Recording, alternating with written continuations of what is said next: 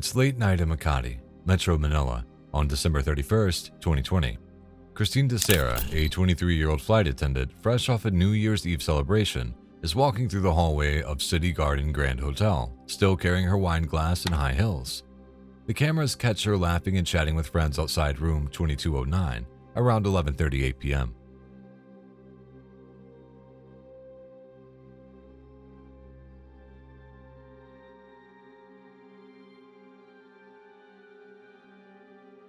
In the early hours of January 1st, she is seen barefoot, mingling with a group of men, sometimes alone, sometimes with friends.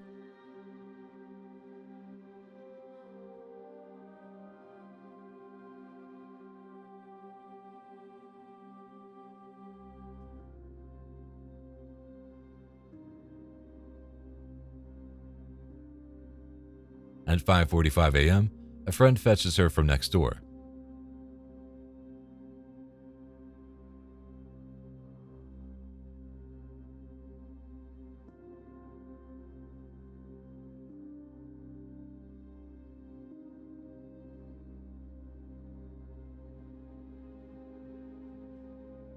She's carried out in a wheelchair down the hallway. Later, footage shows the occupants of room 2207, some of the men Christine had been seen with, leaving the hotel. Then, a shocking discovery. At around noon on January 1st, Christine is found lifeless in the bathtub of room 2207.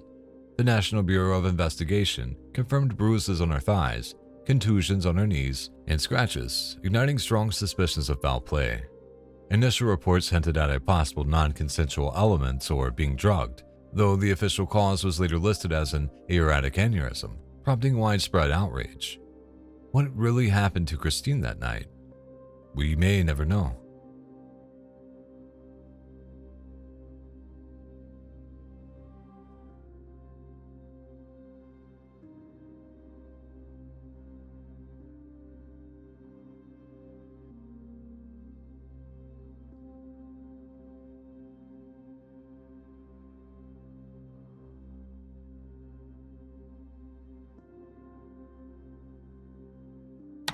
The seemingly innocent CCTV footage shows an 8-year-old girl named Miley Billingham and her father, William Billingham, shopping at a convenience store in Brown Hills, England. The father-daughter duo enter the store on the evening of January 21st, 2018, while cameras capture the little girl happily browsing toys while William purchases a few cans of beer.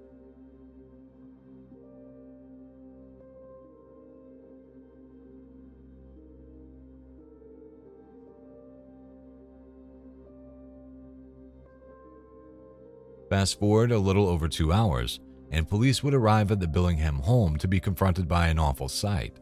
Miley lay motionless, surrounded by blood with a stab wound to her chest, while William also appeared to be wounded. Shockingly, it was quickly determined that the father's wound had been self-inflicted, and worse than that, it was William who had stabbed his own daughter to death. In court, William claimed he had no memory of having committed the heinous crime and claimed to be suffering from depression. However, the jury believed it was a deliberate act, driven by revenge after Miley's mother left him to start a relationship with another woman. William Billingham was sentenced to a minimum of 27 years in prison, but he died in 2021 from a lung condition.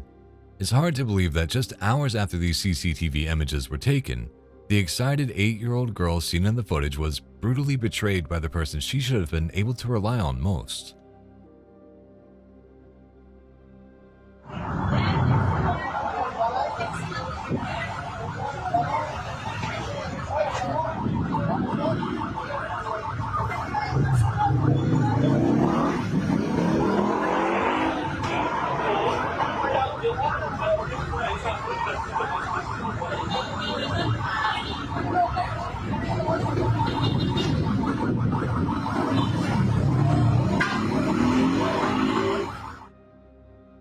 Here's a scene you thankfully don't see every day. These police officers are having to subdue an aggressive, mentally unstable person holding what appears to be a rather large knife. In this case, they have opted to use sticks and batons instead of their service weapons, which quickly indicates that this video is not from the United States.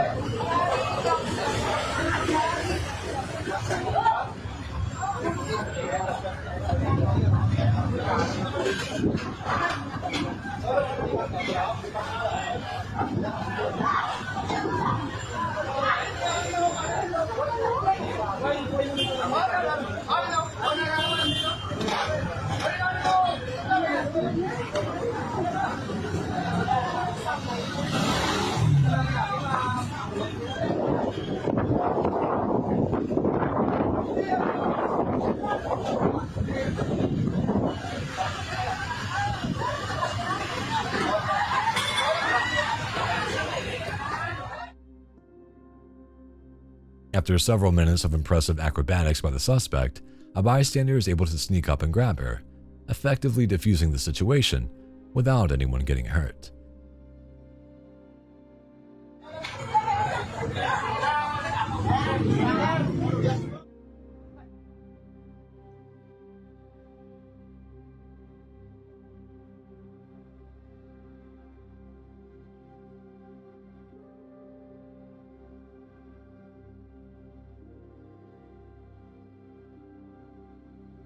Lots of car lots have those wacky arm-flailing tube men nowadays. Here in Antioch, they are taking things a bit further. All joking aside, this guy is probably under the influence of some pretty serious drugs. However, getting naked and dancing on top of a police car in the middle of a busy street is at least a fun way to end up behind bars.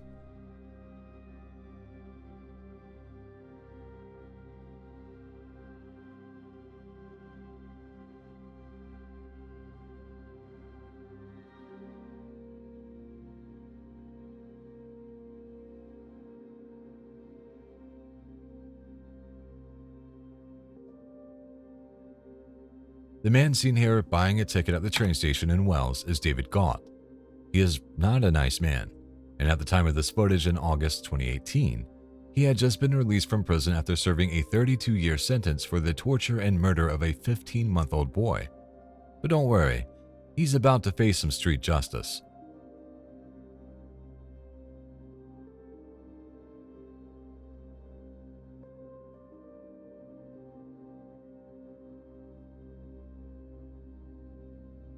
Also catching a train on the same line that day was David Osborne, seen here at a different train station less than an hour later. More on him later. But it was at the hands of this man, 23-year-old Leon Harley, that David Gaunt would meet his end. Invited to an address on the pretext of borrowing some DVDs, Harley had set a trap, and when Gaunt walked through the door, he was stabbed over 150 times. David Osborne, the other man catching a train, helped to get rid of Gaunt's body, along with another man named Darren Evesham. However, they didn't do a great job of hiding the evidence, and the trio were ultimately arrested. Harley was sentenced to life imprisonment, with a minimum of 24 years to be served, while Evesham and Osborne received sentences of 3.5 years and just over 2 years, respectively, for perverting the course of justice. Some would argue that they helped to deliver justice, but in the eyes of the law, vigilantes must also be punished.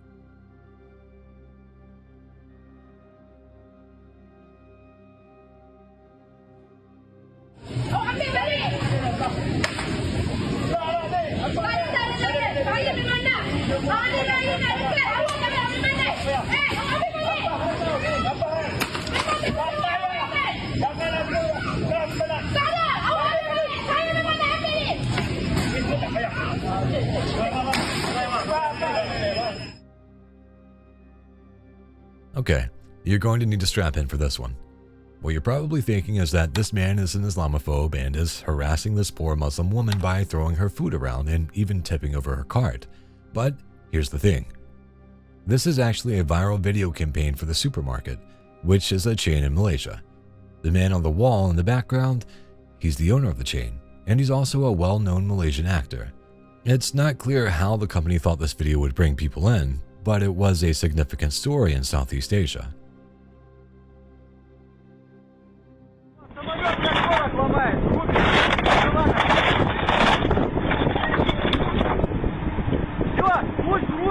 How do you destroy a multi-million-dollar jet in a matter of seconds? You fire the airplane technician and make him so angry that he takes out his frustration with some heavy machinery. At least that's the story.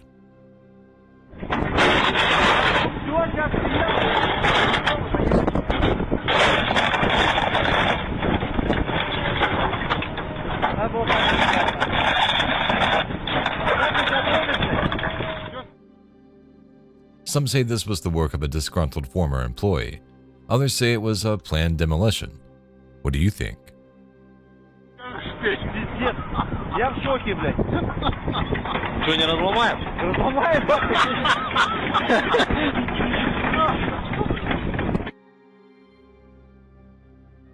Every once in a while, a completely random person finds a way to dominate a video by refusing to care about their surroundings. In this case, we have a robbery taking place at a restaurant in Colombia. A man in a bike helmet walks up, draws a gun, and points it at the people in the cafe. The man in the Fila shirt, he barely bats an eye.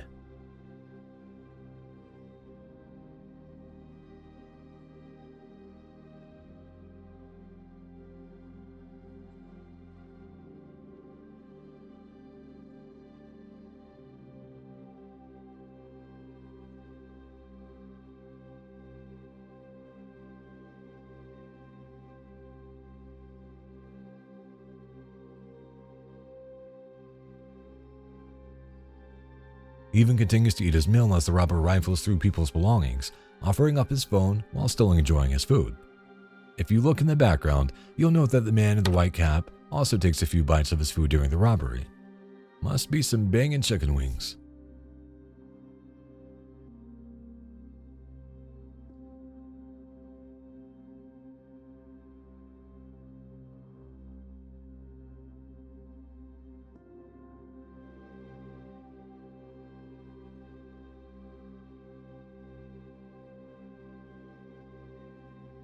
This might seem confusing to many of you, so I'll attempt to explain. The tool this person is using is called a thief. It's a cone-shaped stick with a hole on one side. When he pokes the sack, the seed falls into the tube so he can inspect it. The problem is that he could very easily puncture one of the workers' ears or otherwise injure them.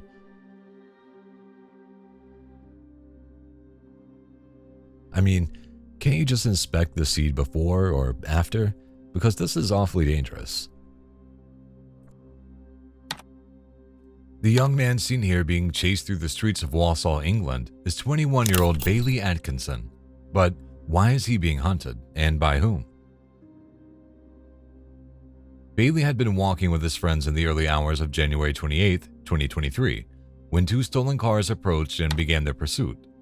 Bailey's friend was able to get away, but Bailey was soon cornered and set upon by a gang with one thing on their mind: murder. Using Rambo-style knives, the gang attacked Bailey, stabbing and wounding him 32 times. Bailey clung to life as the gang sped off, telling a police officer with his final words, "I'm going to die. Tell my mom I love her."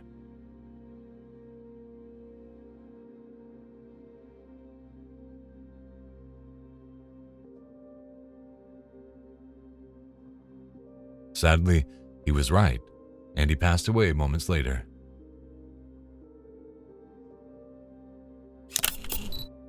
Seven young men were arrested in connection with the attack, their ages ranging from just 17 to 20 years old. Their motive is said to have been revenge for an attack on one of their brothers 2 months earlier. Now they will each spend a minimum of between 18 and 23 years behind bars, while Bailey's friends and family will have to live with the pain and heartbreak of that night forever.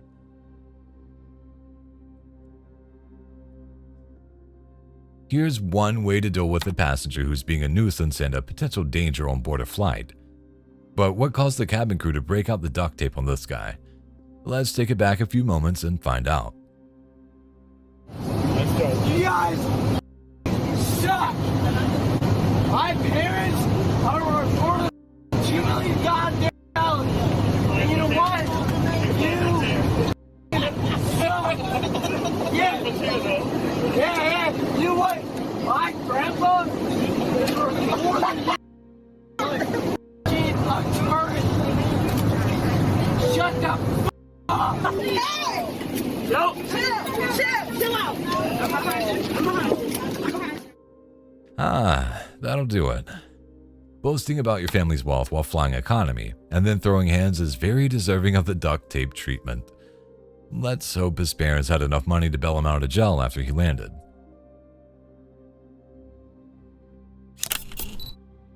"19-year-old Tiana Radionik was a Serbian model and influencer who lived her life to the fullest. However, Her life would be tragically cut short in May 2025. As part of a promotion for a tourist agency in Montenegro, Tiana agreed to take part in a parasailing video. She had undergone the necessary pre-flight training, and the owner of the parasailing company said that she had shown no fear prior to taking to the skies. But when it came time to film, nerves got the better of the model, and her panicked reaction proved fatal.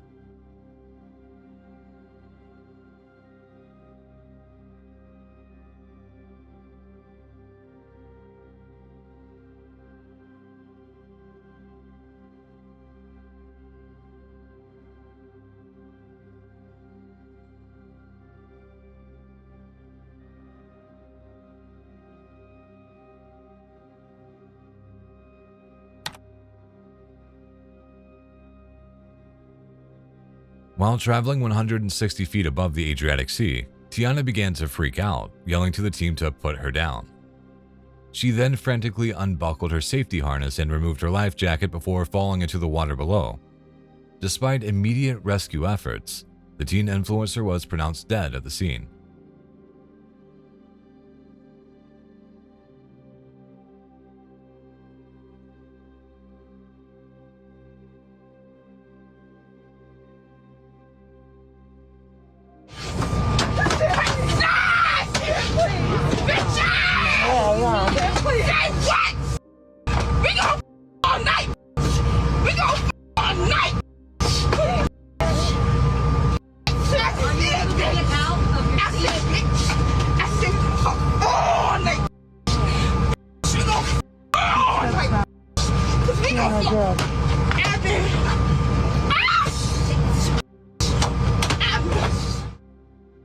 Flying can be a stressful and scary experience for many, but the nerves of passengers traveling on this flight must have been shaken a little extra when they encountered this crazy woman on board.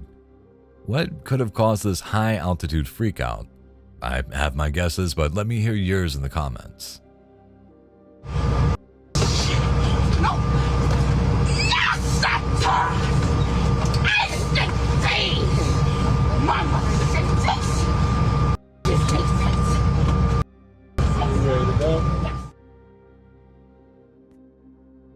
Most people take firearm safety very seriously. After all, it only takes one wrong move or slip of the finger to cause a deadly accident.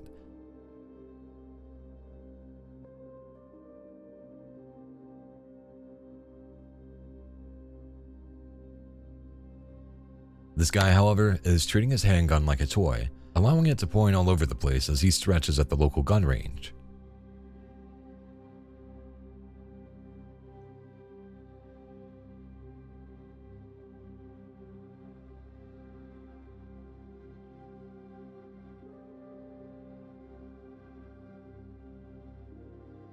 Luckily, someone quickly intervenes, taking the weapon from him and scolds him for several seconds before ultimately ejecting him from the facility. Loaded or not, this is not the correct way to handle a firearm. Oh, I'll call 911 for you, buddy. You call 911 right now. I'm going to. He's literally sitting right there. That park closed at sunset. Okay. The sunset 15 minutes ago. Well, there's Get off no my property. sign that says private property, sir. Peter, call the cops. All right. Yeah, I'm calling the cops right now for you, buddy. Get off my property. I'm calling them right now. Get the out of here. I'm not being threatened by Get you. the out of here.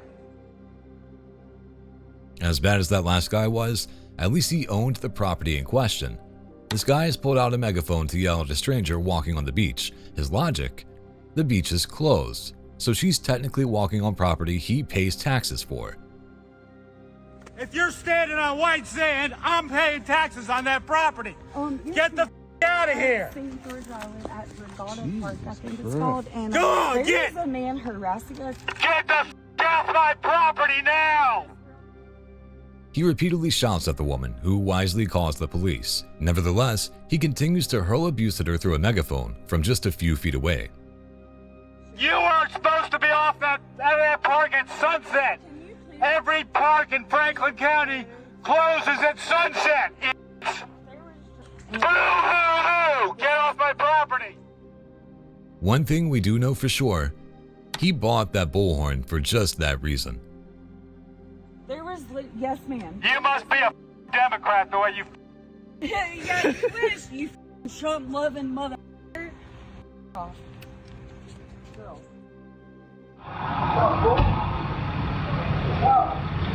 Get the truck, bro. Get the back. Go back to your truck. Go look at the back of your truck. Look, good. All right. Bro, go look at the back of your truck. Look at the back. What? My truck right there. I got no camera. Big bro. Don't worry. Big show. Big show. What? On the night of March 7th, 2025, a dispute escalated into a fatal officer-involved shooting of a 42-year-old man named Joseph Santos. It all began around 10 p.m. Surveillance cameras at a gas station in Scottsdale, Arizona, captured an altercation between Santos and another man, who ran into the store when Santos approached him brandishing a gun. The victim later called police after returning to his hotel unharmed. Scottsdale 911. Do you need police, fire, or medical? Police. What's the address? Bixby Hotel. The problem happened on the parking lot. The guy hit my truck. He's in a SUV. He's still out here now. He drunk. He pulled a weapon out. He came back. He just wasted. So I just approached him, telling me, "Hey, you hit my truck. I'm looking at you." And he just started going off crazy, and he pulled out a gun. The officers located Santos's SUV nearby and initiated a traffic stop, but things took a turn when Santos fled the scene. He later returned to the location where the victim was and parked directly behind a patrol car. Officers managed to box Santos's car in using an unmarked vehicle and approached him with weapons drawn. Do not move, okay? What the fuck are you guys talking about? Open the door. Keep your hands up. Do you have anyone on the driver's side? Keep your hands up right now. Shoot me. Back up, back up. Put your hands up. Shoot me here. Mary, get out of the way. Yep, go. Sorry, get out of the way. Back up, go. Hey. Put your hands up. Put your hands up. After demanding that he surrender, Santos refused and instead removed his shirt, throwing it out of the window. Moments later, he reached for something in the backseat of his car, prompting officers to set K9 Rocco on him. Put your hands up. No. Put your hands up. Listen. Get your hands up now. Get your hands in the air. Fast. As the police dog entered Santos's car, chaos erupted, and an officer fired through the windshield, striking both Santos and K9 Rocco. Santos collapsed inside the SUV and was pronounced dead at the scene. K9 Rocco survived but was wounded and hospitalized before making a full recovery. Scottsdale PD quickly released a critical incident briefing video, giving the public unfiltered access to the body cam and drone perspectives, proving that the use of force was justified.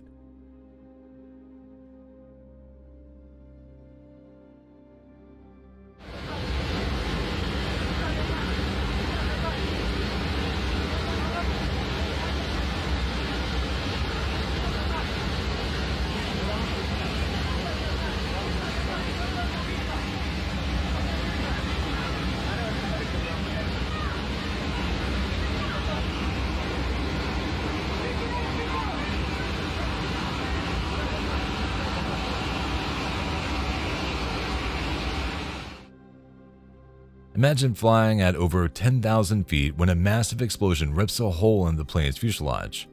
This was the terrifying reality for the passengers of Dalo Airlines Flight 159 in 2016.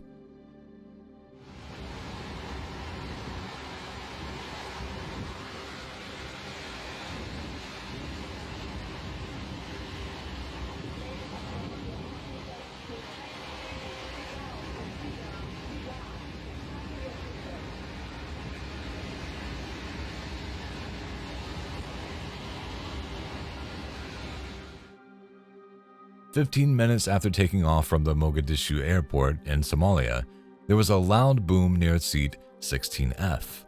The blast created a meter-wide hole in the side of the aircraft. Incredibly, the pilot was able to guide the Airbus A321 back to Mogadishu with all passengers surviving, apart from one.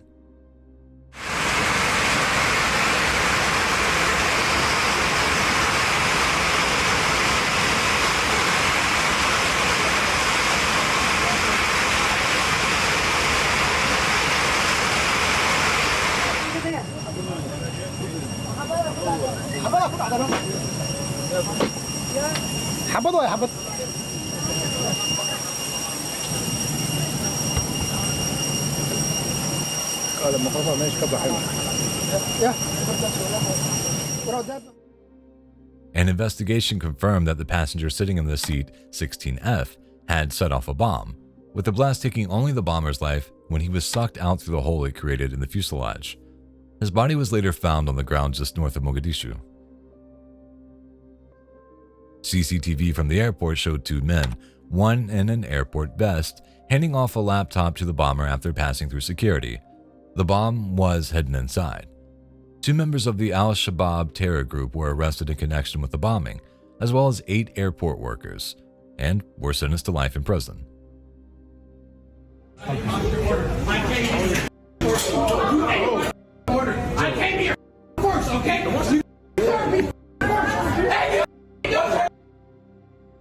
You need to leave. You need to leave. No. Yeah. I know. Come on.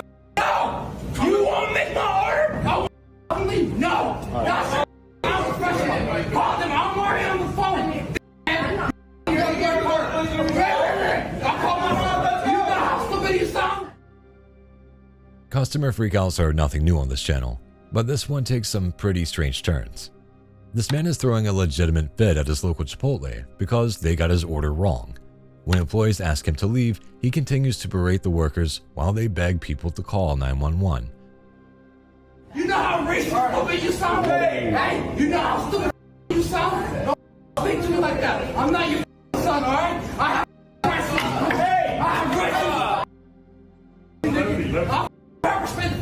Someone call 911. On this. I pay my taxes. You are starting. I don't give a. You are serving me right. That's what you get. What are you the problem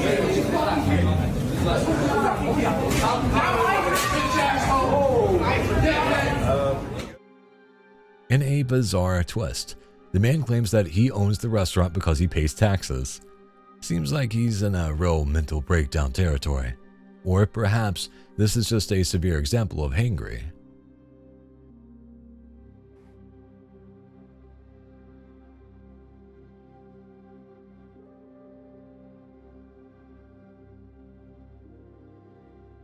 "21-year-old Ali Castile was a student at the University of Mississippi who liked to do what many students do: go to bars and enjoy the night with friends. On July 19, 2019, she left Funky's Bar in Oxford, Mississippi, laughing, hugging friends, and walking confidently down the street. Sadly, this footage captured on surveillance cameras is the last known sighting of Ali alive. Several minutes later, a rideshare van pulls up. Ali gets in, alone. Then the van drives off into the night.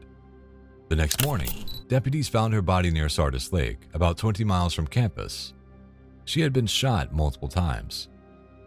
Investigators arrested Brandon Thiesfeld, 22, her ex-classmate, who later pled guilty to first-degree murder and received a life sentence.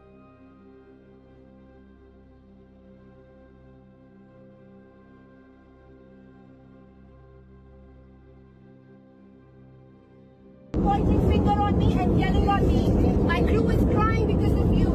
Please try to understand there's a God, there are counted, means uplifted. We can only serve what your. Why are you yelling? Because you are yelling on us. Being a flight attendant is hard work. This employee had had enough of a passenger's rude behavior and decided to fight back by loudly scolding him in front of everyone, reminding him that she is not his servant. No, I am so sorry, sir, but you cannot talk to the crew like that. I am peacefully listening to you with all due respect, but you have to respect the crew as well. Yes, then I'm disrespecting. Then why are you yelling on me, pointing me like that? You are yelling me on. Why are you yelling? I was peaceful. Shut up. You shut up. I'm sorry, you cannot talk to me like that. I'm on employee here. Your boarding pass shows that this is your document. Yes, I'm an employee. I'm not your servant, and I'm an employee. Yes. I am not your servant. Don't yell. Then you don't yell. Don't yell. At first, this seems like a perfectly pleasant day to be outside mowing your lawn. The lawnmower, however, seems to disagree.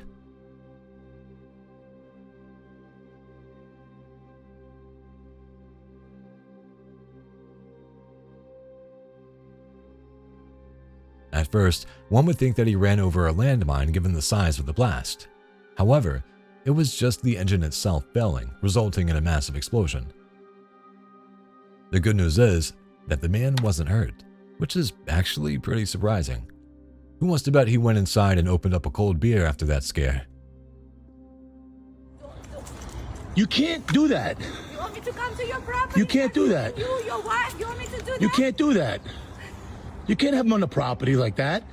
You walk them on your property. Don't walk them on our properties. Please. Please. So, here we have another one of those whose side are you on arguments. You have a woman walking her dog and a man yelling at her for letting it pee on his property. I think you should keep your dog off our properties. He's pissing on the dog's property. He's pissing on him. He's not pissing on it. I just watched him. He's not pissing on it. You're pissing on your property right now. You know what? You know what? Let's talk about class. You know how much garbage you have on this block? Stay out of my property. You keep your garbage inside of your bins. Do not leave your garbage here. Your property is the disgusting property. Of course, it devolves into an argument about garbage, property lines, etc. The thing is, most people are perfectly fine with having dogs pee on their grass, because in places like this, there usually aren't parks to walk them. On the other hand, she should respect his wishes. Sort it out in the comments because I can't tell you who's correct in this case. I'm gonna come here. I'm gonna get the Department of Sanitation. I'm gonna have them. Goodbye. Goodbye. You're an idiot. Goodbye. Idiot. Goodbye. You're an idiot. You're an idiot. You're an idiot. You're an idiot.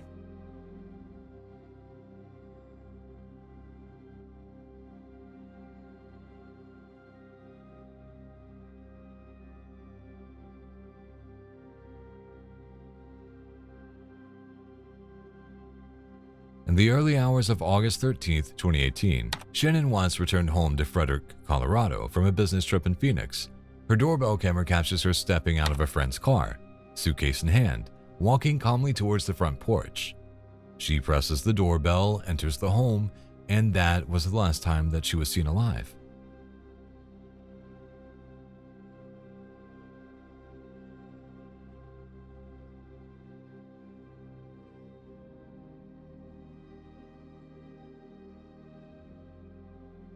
Hours later, Shannon, who was 15 weeks pregnant, was murdered by her husband, along with the couple's 2 young daughters. We have been able to recover a body that we're quite certain is Shanann Watts. It's like a nightmare that I just can't wake up from. It wasn't like an argument. We had an emotional conversation, but I'll leave it at that. But I just want them back. The clip of her returning home contradicted the husband, Chris Watts' initial lies to investigators and helped lead to his confession and conviction. Despite being a busy public area, some people can get very protective of their space while waiting at the airport, like this guy. You don't sit down on my...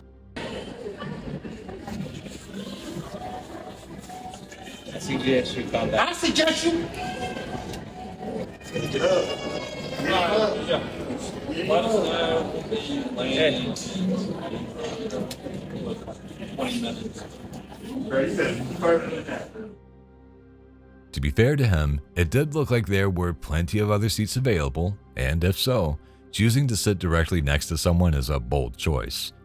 But what do you think? Yo, Pop out, hey! Mister, get the f up! Get up, you're in the train tracks! Hey, get the f up! Look, Pop, get up! Popo, get the f up! Speaking of trying to reason with people, this guy seems perfectly content to be passing out in a puddle on some subway tracks.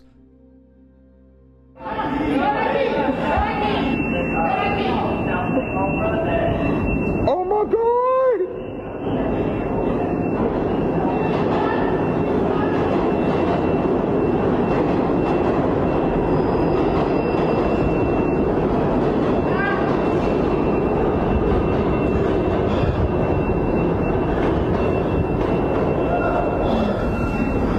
Oh my f***ing God! Oh my f***ing God, bro! Luckily, some bystanders intervene and call the police, who are now able to stop the train and help the man off the tracks just in time. It's a good thing that this person decided to act, because that man would have ended up in pieces. Y'all, I just saved that man's life. Like, I really just saved that man's life. The train was dead ass about to come and smack the dog out of him, and I just saved his life. What did you call me? What did you call me? I'm not welcome here? I'm not welcome here. You're not welcome here. If this is a public business, you're the one who's screwed. You always know a video is going to be good when it starts off with someone yelling, "Go back to where you came from." This woman is apparently mad because of where these people parked and comes over to tell them to move their vehicle. She's threatening me. Yeah, she says she's gonna call the police because we park right there and it's a public parking. Yeah, she came over here. What's the problem? She assaulted me. Yeah. Yeah. What's the problem? So if you can come over. Yeah, okay? just move the car, because we're doing work on the lawn. Okay. Okay? Otherwise, I'm calling the police and you'll be in trouble. Okay? Move the car, no more parking there. Park right here, and I'll be watching you. Okay? Can you look at me, miss? She also threatens to call the police, which seems a bit excessive. The woman and her husband inform her that she's free to park wherever she wants. After moving her giant delivery vehicle, she drops the "Go back to where you came from" bomb. Wait. You want to say that again? Go back to where you come from. What did you call me? What did you call me? I'm not welcome here?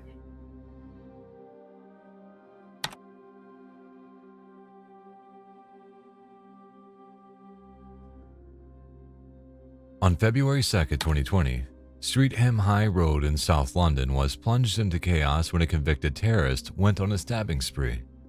Aman had just been released from Belmarsh prison 10 days earlier, even though counter-terror police were begging for him to stay locked up. Why? Because this 20-year-old was flagged as one of the most dangerous individuals they had ever tracked. He was instead placed in a probation hostel under 24/7 undercover surveillance. Cops were tailing him, watching him, but not close enough. That Sunday afternoon, Aman burst into a shop, grabbed a knife, sprinted into the street, and began stabbing people at random. 2 innocent bystanders were wounded, but both survived. Aman also had a fake bomb strapped to his chest.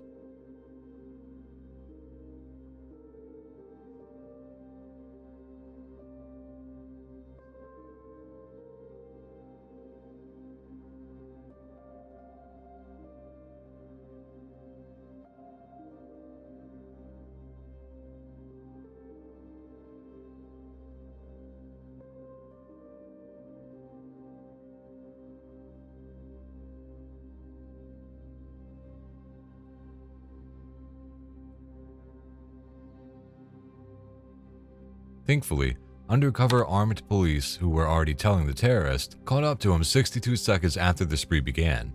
Aman charged at them with a knife, and the officers fired a total of 6 shots, hitting him twice and taking him down. Aman died at the scene. This woman tried using all the tricks in the book to get airport staff to rearrange her bags for her when one of her suitcases was overweight. I am freaking out right now. I work at a law firm. Do not come at me like that. Don't say first of all. First, she claims to be a lawyer. I am freaking out right now. Look, I have 2 small children. I have a dog. Look, hey. No, look, ma'am. I have 2 small 2 children and a dog, and my child came here for a very important surgery that he couldn't have. I really need help. Then she tries tugging at their heartstrings. When those tactics fail, she resorts to using swear words and being racist. Go ahead and be a I need to get on my flight. No, I'm not. I'm going on my flight to my freaking home. You're not allowed to keep me from my home. No, you're not allowed to keep me from my home. I'm not freaking out. After being taken away by the police, her lawyer skills may have come in handy after all, so long as she wasn't lying about that too. Damn, that is an alligator. Scout 210 Alpha. Go ahead. Yeah, there is actually an alligator outside of the hotel. You know what police in Virginia don't usually have to deal with? Alligators.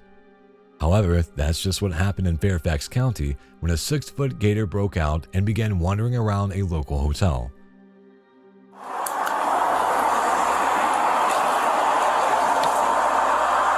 How big is it? Scout 210 Alpha, if I laid down next to it, probably about 6 feet. Footage shows police coming across the alligator, which they clearly thought was a prank. Though the officers warned people to stay away, most of the guests were so interested in seeing the alligator that they actually got closer. I would bring your dog inside. There's an alligator over here. No, I want to feel. Luckily, it was rescued and returned to its owner, who was driving it from New York to a zoo in North Carolina.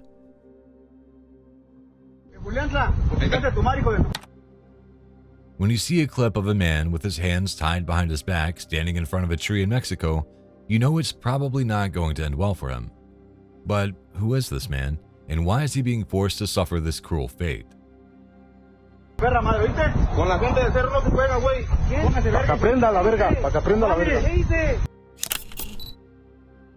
man in question is Hugo Figueroa. He was the nephew of a famous Mexican singer called Joan Sebastian, and was well known for his work in the Arpeo, a rodeo event in Mexico. I say was because shortly after this clip, Hugo was riddled with hundreds of bullets fired by his captors, and his lifeless body was dumped in the middle of the road. Hugo was abducted at a Arpeo on January 2019. The reasons for his abduction and murder remain unclear. Some say he owed money to his killers. Others say they were jealous of his fame or that he set up a rodeo event in someone else's territory. Whatever the reason, his assassination was a huge shock to the Arpeo community, and he was later honored with a tribute song called El Corrido de Hugo Figueroa. Have you ever wondered why so many suitcases appear damaged or broken at the baggage claim carousel?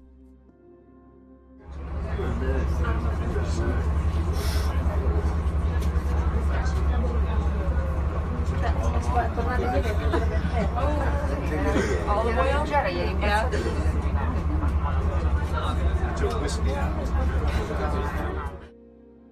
Here's why. At least if you've traveled through Edinburgh Airport in Scotland. I mean, why take a few extra steps when you can just launch people's personal belongings onto the conveyor belt from the 3-point line?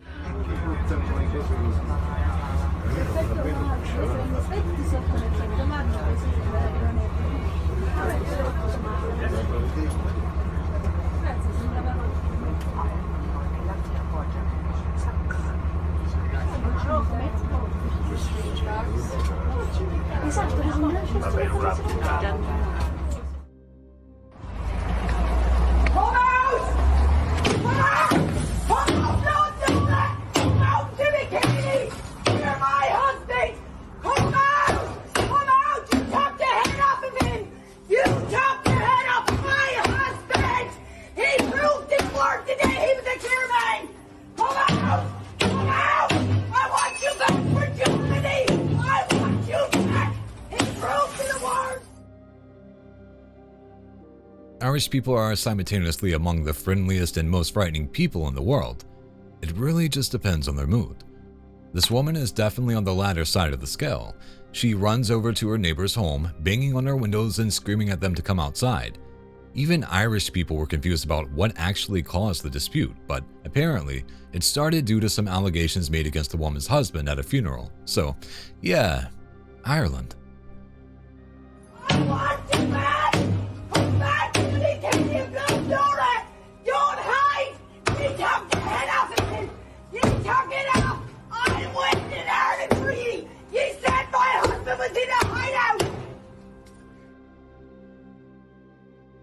It's March 11th, 2018, and it's a clear Sunday evening in a New York City. A red Eurocopter AS-350 helicopter lifts off with 5 excited passengers and a seasoned pilot.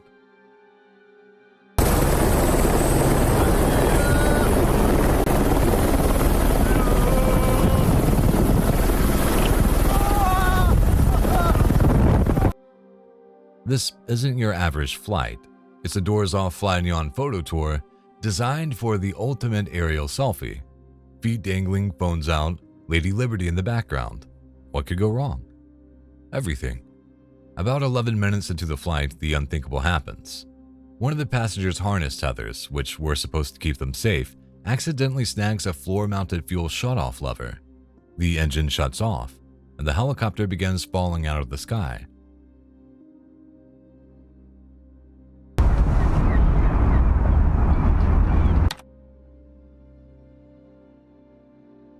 The pilot, Richard Vance, immediately radios a mayday and tries to glide towards the East River. He deploys the emergency floats, which are supposed to keep the chopper upright and a water landing. But as soon as they hit the surface near Roosevelt Island, disaster strikes again. The chopper tips over and capsizes, flipping upside down in the freezing water. The pilot's harness has a quick release.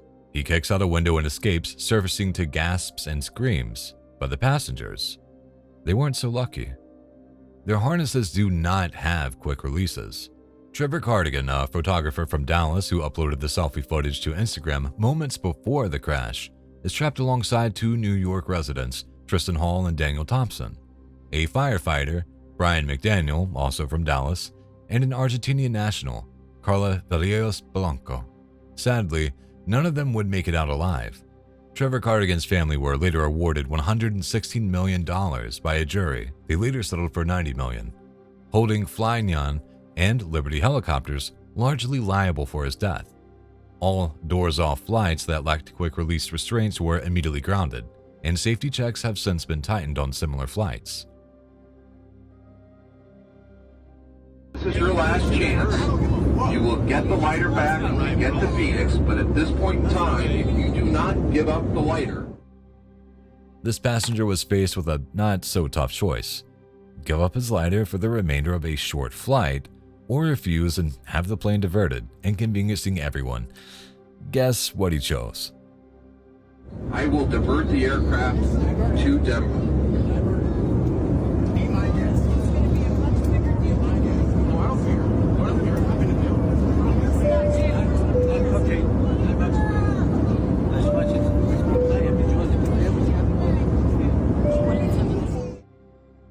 That's right, he chose the latter. According to reports, this guy had been flicking his lighter on a flight between Kansas City and Phoenix, a flight of less than 3 hours, when he refused to hand it over to an air steward when asked. The crew declared an emergency, and the plane was diverted to the nearest airport mid-flight. Law enforcement greeted the passenger on arrival and transported him to an area hospital for medical evaluation. Maybe he was suffering from an extreme case of stubbornness. Wasn't pursued it, but this could have been 3 separate. Okay, but it wasn't 3 separate. Let's go with what happened in the case. But honey, oh my God, I'm sorry. Tell me you're a misogynist without telling me you're a misogynist. This lawyer is mid-conversation with a judge when he accidentally drops the H-bomb, calling her honey as if he were fighting at home with his wife. But honey, oh my God, I'm sorry. I'm sorry, Your Honor. That I don't know what to say to that. I apologize. Okay, go ahead. The question here is what happened. To her credit, the judge doesn't react. However, the lawyer just can't recover and instead repeatedly apologizes. Who knows, maybe they'll end up falling in love. I'm sorry, I've just been totally thrown by I my can mistake. imagine. I can imagine. I'm a little thrown by that also, if I'm being honest. Your Honor, I don't know what to say. It's just Okay, well, go ahead. You've only got 1 minute and 7 seconds left. The question here... My door's closed.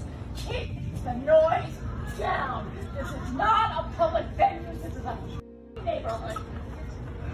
You, whoever's smiling, do you know what it's like to watch somebody drop dead of a heart attack? Well, you know what? You're not funny. Isn't funny. It used to be that only kids threw tantrums, but nowadays it seems that pretty much anyone can go full toddler in public. This woman interrupted a backyard comedy show to scream at dozens of people who were just trying to enjoy some stand-up. Become neighbors. This is no, you cannot. This is not a commercial venue. Up. Go to hell. Hey, she's a comic. It's cool. Oh God.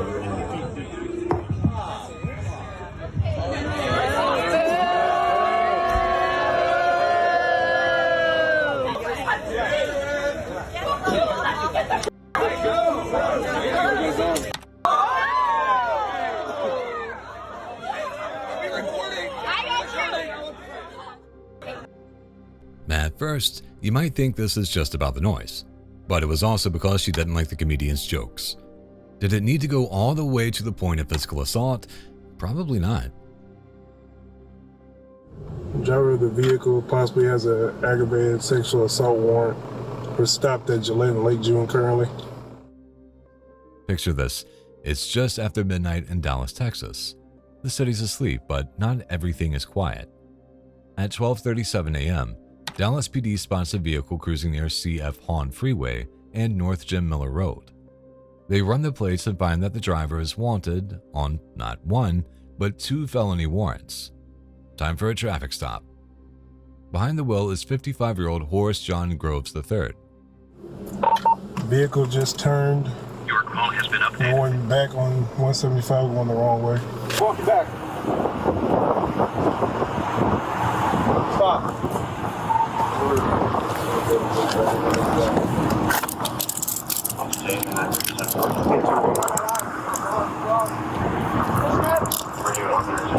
What's it up? He's blind. She's blind? He's blind. They say she's blind. The old man in the back seat is blind.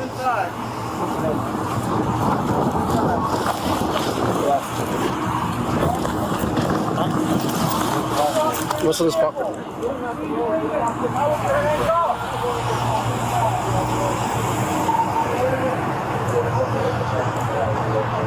Have a seat on the curb.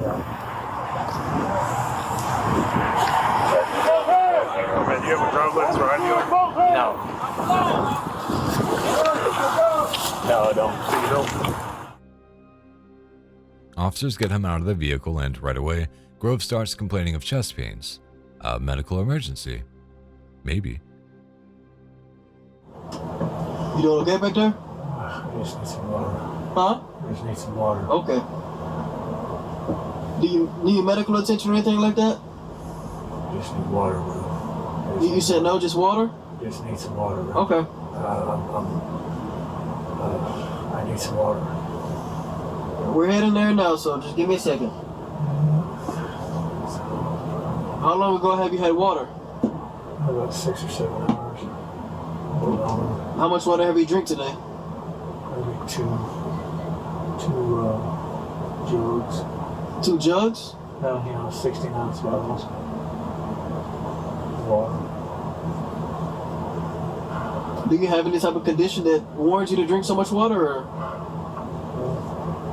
No? I'm old, dude. I'm sorry? I'm old. Okay. Are you hurting anywhere? Not having something to drink is making me it's hard to breathe. The Dallas Fire Rescue is called in. They check him out and give the all clear, so officers proceed with the plan, transporting Groves to the Southeast Patrol Station for an interview. But things were far from over. As Groves is being walked into the interview room, he stops. He tells the officers he's feeling sick again. Is he faking it? It's not looking good.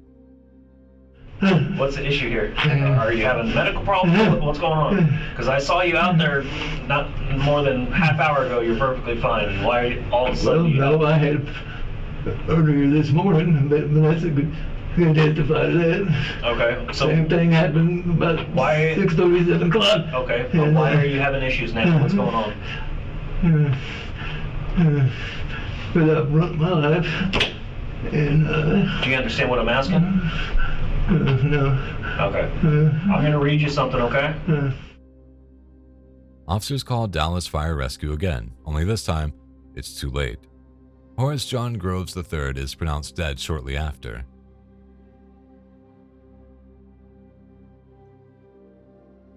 It's 2023, and police have been called in to deal with a disruptive traveler who was being denied boarding because of his unruly behavior. As an officer heads towards the gate, he can already hear the commotion from far away. From the outset, it's clear the guy that they're dealing with is going to be a handful. Have a seat right here. Have a seat right here. Have a seat right there. Let go of me. Have a seat right there. Let go of me. Have a seat First right of all, there. No, I'm not going to sit. I will show you exactly my flight itinerary. Let me see your ID. Really? Yeah, let me see your ID. You're going to pull the hardcore. Stop it. All right, go ahead. Go ahead. There's my ID. Have a seat. That's my flight. Have a seat. You stay down. Stay down. Are you kidding me? Good job, hero.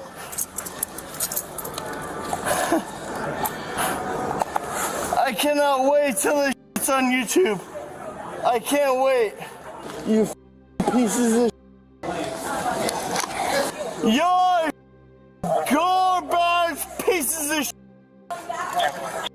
Go ahead. It doesn't take long for officers to forcefully offer the man a seat, and when he continues to fight back, they tackle him to the ground. Even when pinned to the floor, the man carries on shooting his mouth off and mocking the cops at every opportunity. Excuse me, sir. Yes, sir. You told me I could ask you one question, yes? Sure, go ahead. Knock yourself out, brother. Are you gonna let me ask it? Yeah. Ask it away. Throw it down the cellar. Nope, I'm listening, man. As my American right, why am I getting thrown down the cellar? Well, we got disorderly intox. We got resisting arrest. I didn't do any of those things.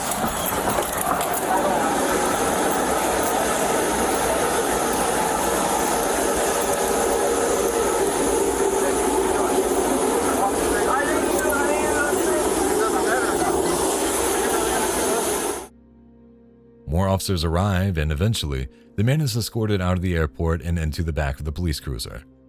The ride to the station is made longer by the traveler's constant arguing, and when they do arrive, he doesn't make life any easier or quieter for himself. You understand me? Do you understand me? Huh? Your kids? You're gonna have to figure out another way to pay for your kids' meals. Like, I hope you're starting to figure that out right now. They don't get it. They do not get it. And that's fine. He was ultimately charged with battery on a law enforcement officer, resisting arrest with violence, and disorderly intoxication.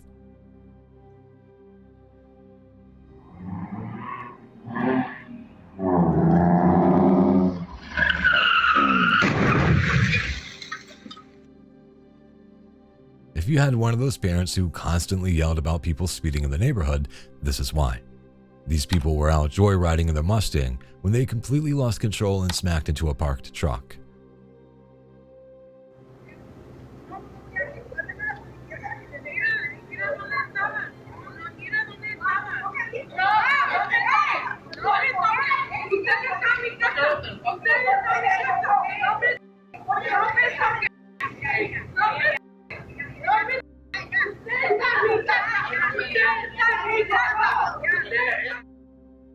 They then proceeded to blame the owners of the vehicle they crashed into, which is a pretty bold move to say the least.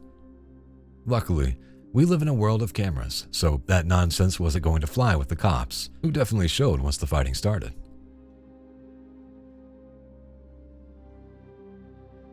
Most of the arguments we've seen so far haven't really escalated, but it's time for that to change.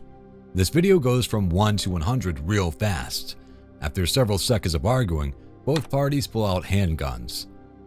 I'm not gonna do it. No more. Dumbass. Fuck is wrong with you, nigga? I really blow you. The fuck is you talking about? Stop. All right. Go. All right. Go. Stop. All right. All right. All right. Put your shit up. All right. Stop. Stop. All right. Roll it out. And for some reason, a woman in a housecoat decides that this is the best time to get involved and strolls out into what quickly turns into a gunfight. She quickly learns her lesson too. Luckily, nobody was hurt badly, but this incident did make the front page of the Atlanta News.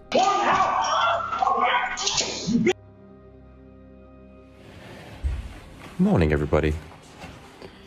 Here's a little video of me. It's rude to put hats on the table. Sorry. Is this your hat? Yeah. Children. It's a lovely day here in Argentina. This is the breakfast table. I'm just eating an orange. Just enjoying coffee and breakfast, even though it's like 1 p.m. Literally, we sleep in every day until at least 12. We're such losers. No. No. To his many fans and followers, 31-year-old Liam Payne, former star of the boy band One Direction, appeared to be living the dream. In October 2024, his story on Snapchat saw him smiling and making jokes while documenting his holiday in Buenos Aires, Argentina. On the surface, Liam looks relaxed, simply enjoying breakfast and having a lovely day with his girlfriend. However, according to local media, he had been acting erratic earlier that day, with reports suggesting he'd smashed his laptop in the hotel lobby and had to be carried back upstairs. Sadly, his day would not get any better. At around 5 p.m. local time, 4 hours after the Snapchat story, police and hotel staff responded to calls about an aggressive man under the influence. Shortly after, Liam Payne was found unresponsive, lying on the ground, having fallen from a balcony on the hotel's 3rd floor.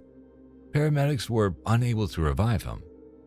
Liam's death shocked the entertainment industry, and fans struggled to reconcile the cheerful clip that he had posted just hours earlier with his reckless behavior that ended in tragedy.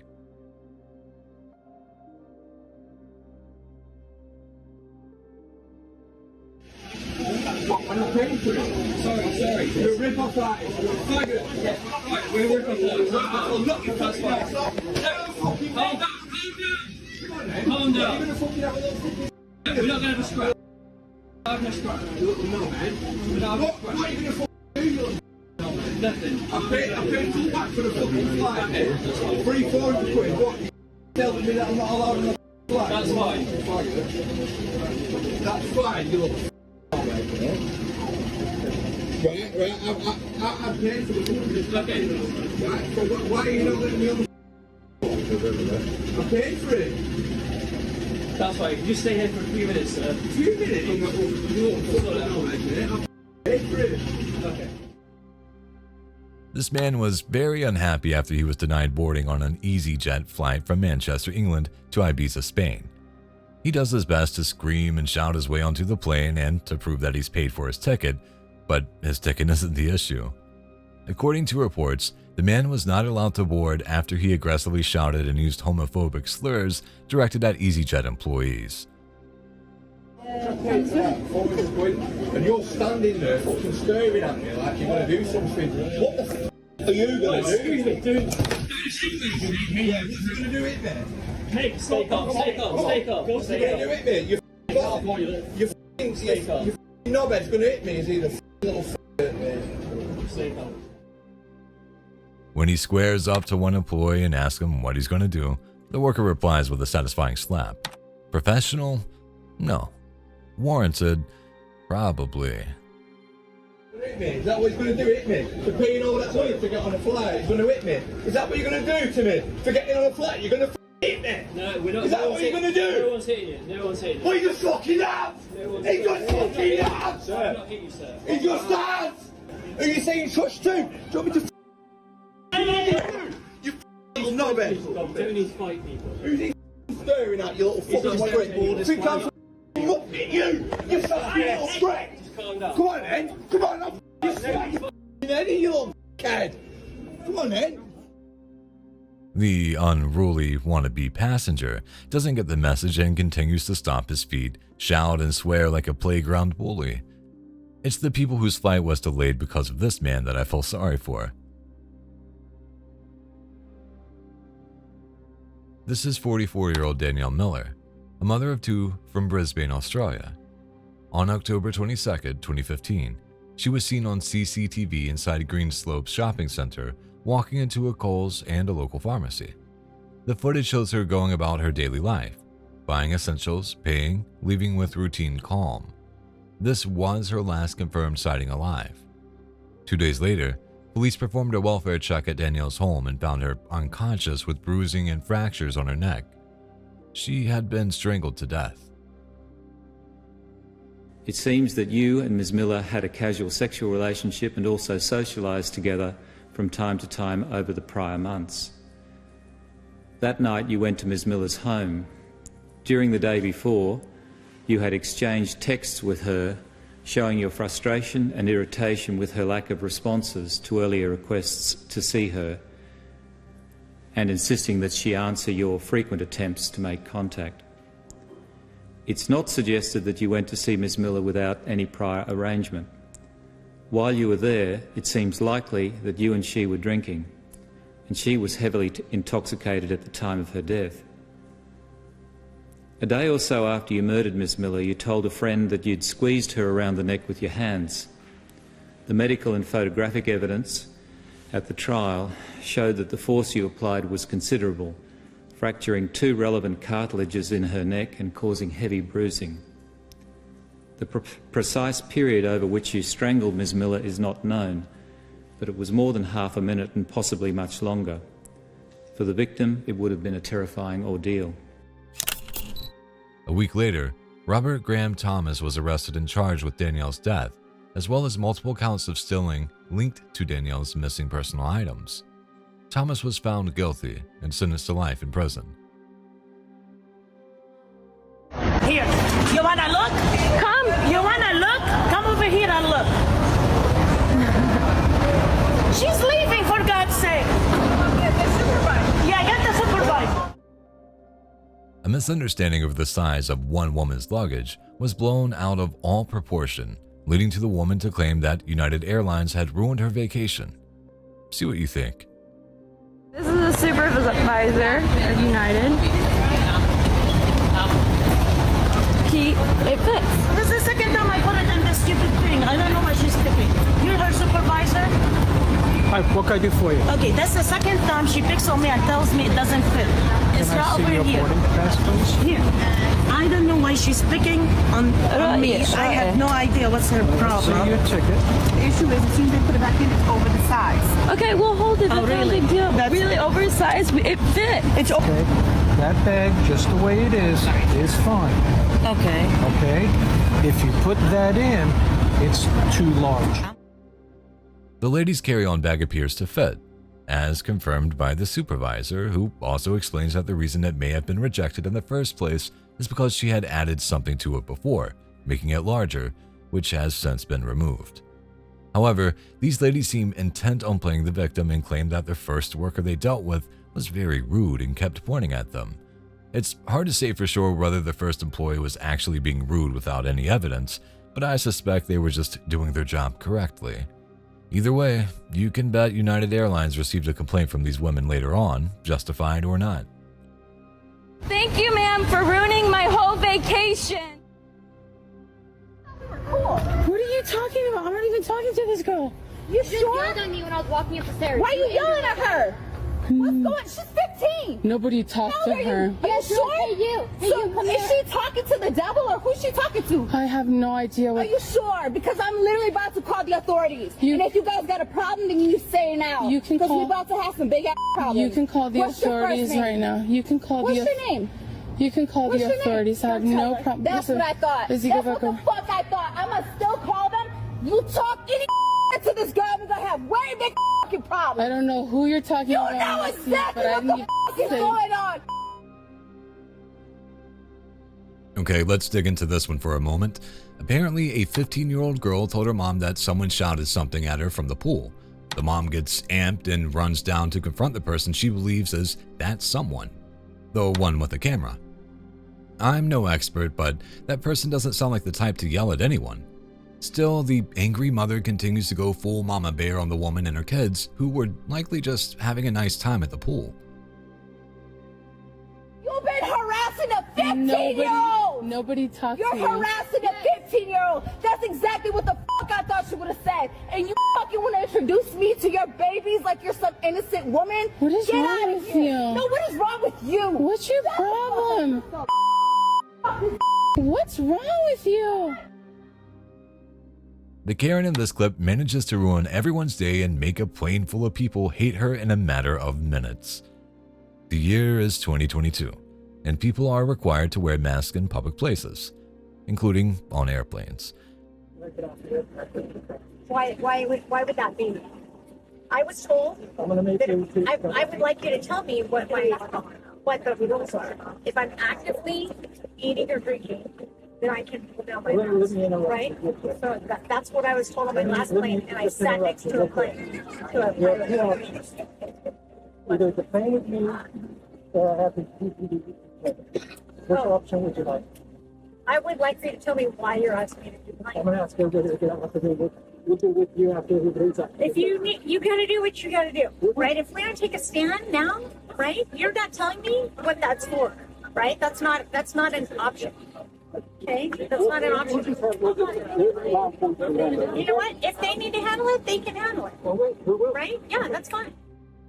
However, this woman refuses, claiming that she has taken it off to eat some food. The staff aren't buying it though. I imagine it's not the first time they've asked her, and now she feels she has to make a stand no matter the cost.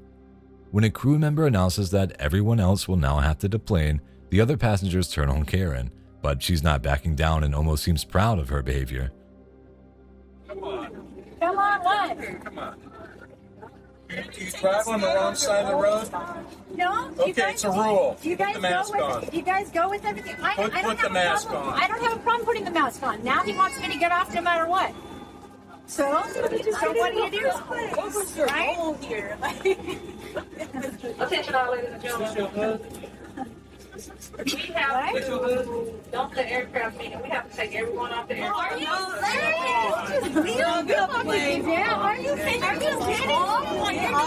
you kidding me? You are holding me up for what I have to do. Get off the plane. Because you want to act like a child. I'm not acting like a child. What point are you trying to prove? Could the flight crew have handled this in a better way? Some have suggested the woman should be blacklisted from future flights or have to pay costs associated with the delay she caused. What do you think the punishment should be? It is with unveiled faces, we proclaim his name. That's all I gotta say. This lady had just came outside and backed right up into the tractor because she knew it was right there. I gotta go to a doctor's appointment. We're gonna move it. Give me a second. Don't spit in my face. Now. Okay, back up. Out of here now. Okay, ma'am, we're gonna move it. Can you give me 2 seconds? Doctor's appointment. Can you give me 2 seconds? In case you've ever wondered what construction crews have to deal with, here's a taste. This guy was performing some work on the street and needed to turn the backhoe around. While maneuvering it around a driveway, the homeowner backs out of her garage and slams her car into the piece of heavy equipment. For insurance reasons, the man starts filming. Get on that thing and move it. Okay, but you backed up into it on purpose. Because it's on my property and I told you to move it. So you just said that you backed up into it on purpose? No, I did not say that. Yes, you did. Daddy, fix the fucking battery turbo. Are you for real, bro? Yeah. The woman while she throws a fit that would make the devil jump out of his skin. Again, you can see both sides of the story, but the reaction quickly went off the rails. Why'd she back into it? She did it on purpose. Here, try to start it.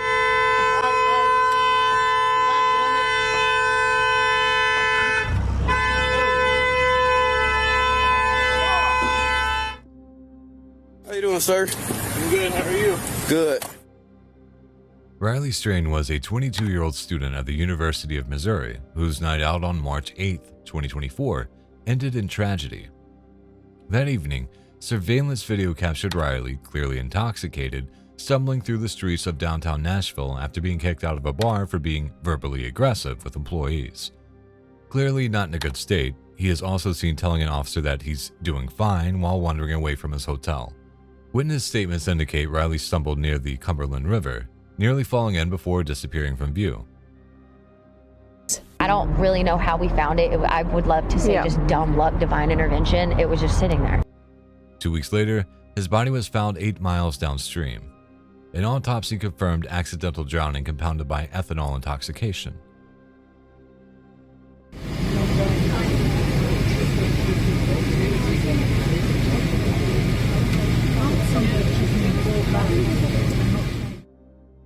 There are many reasons why your bags might get lost or delayed when catching a flight, but a baggage handler falling asleep on the job wasn't on my bingo card list until now.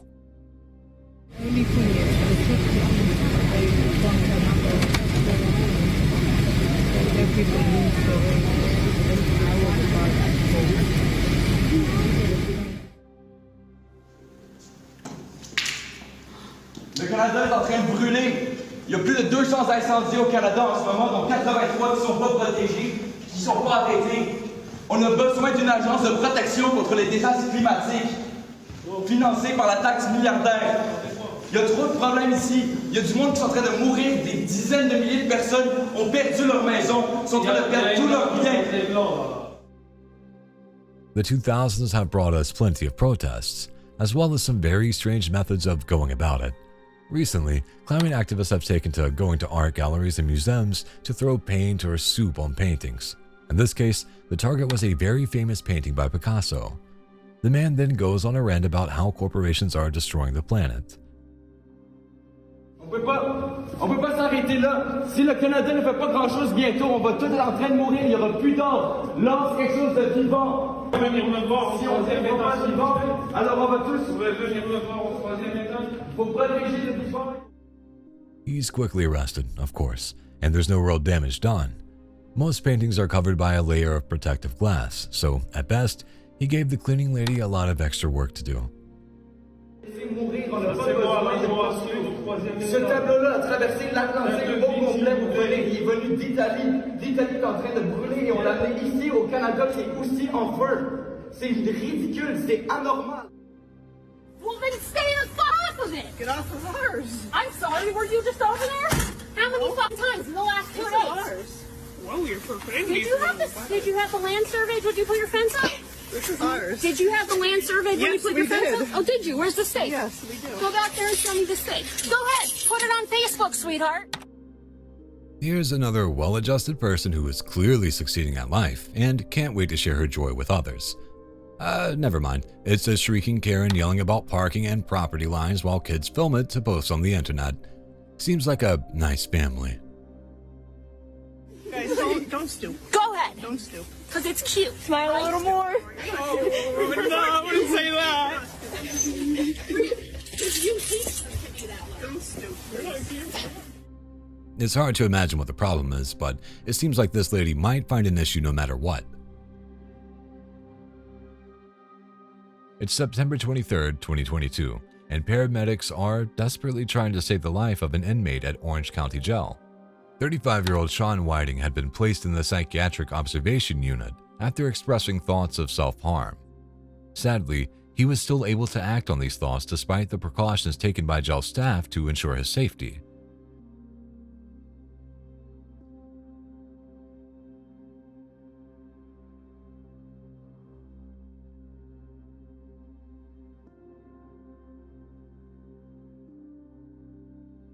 cameras capture Whiting going back and forth in his cell, ducking down behind the privacy wall where he stuffs an orange peel down his throat until he begins to choke.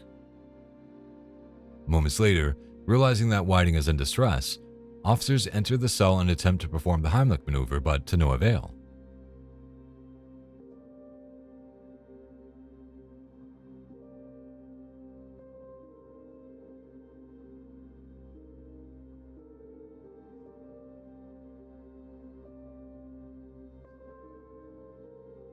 Whiting soon stops breathing, and attempts to resuscitate him by paramedics are unsuccessful.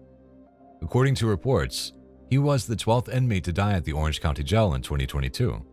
An investigation into the incident found that there was nothing to indicate that Sean Whiting's death was the result of inaction or improper action by staff. Here's a video that will make you furious. The poor man who lives in this house is Robert Price, a 76-year-old man who had been so tortured by neighborhood kids, he took to boarding up his windows. But, as we can see in this video, the kids are so set on tormenting the man that they decide to sneak up and set off some fireworks in his home.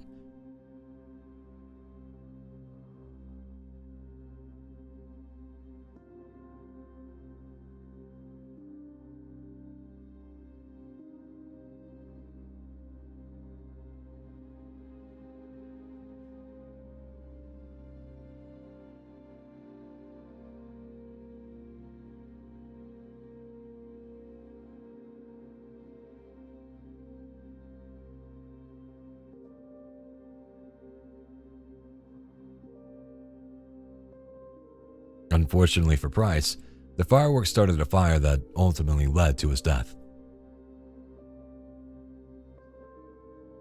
I didn't know this is your house. Yeah, I did too. No, I did not. Yeah, you did. No, I did not. Yeah, you did. I'm gonna go now. No, you're gonna end up dead. That's what's fixing to happen to you. I'm gonna go now. You think I won't put it in your head? You ain't driving nowhere. I promise you. I'll put it in your head. You're in my driveway. I'm not in your driveway. You're in my driveway, mother. I'm in the road. I tell you what, you better put it in park right now. What are you gonna do? Park right now. Why? Because you're fixing to go to jail. When starting a video clip that takes place in Texas, you can rest assured there's about a 50% chance that there's going to be a gun in the first few seconds. In this case, the man in the driver's seat was just looking for a fishing spot when the angry property owner confronted him, pistol drawn. The man repeatedly states that he was unaware that he was on private property, but the owner refuses to let him go. Put it in park. I'm not going to jail. Put it in park or I'll put it in your head.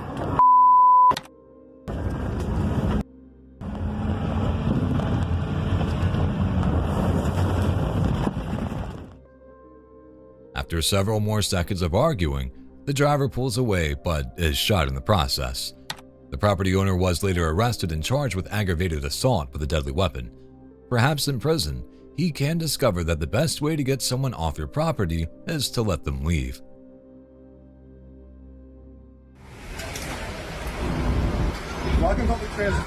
Shut the f up. I'm not talking to you. I can't move, sir, because they want to block.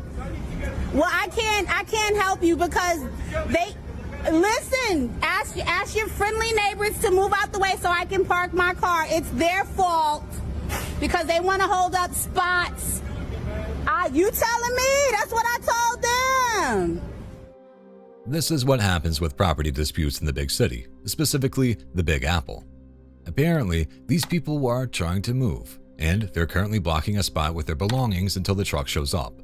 The woman filming, she wants to park there. To make matters worse, the bus is trying to get by. They want to hold the spot. They're crazy. This is what I'm saying. I'm telling them they want to come to Harlem and put their furniture in the middle of the. They want to put this garbage. They putting their furniture here. Get this shit against my fucking car, yo. You want to put it in the fucking road? Put it over there. Don't put it on my car. Don't do that. This is basically a short story in New York City, and it's a pretty good one at that. Most of us have seen whole movies that aren't this entertaining. A stupid ass block traffic. That's so stupid. You're not blocking traffic. Yeah, you are. are. You are blocking traffic. If I can't park, you're blocking traffic. What do you think you're doing? Just move. God, stupid.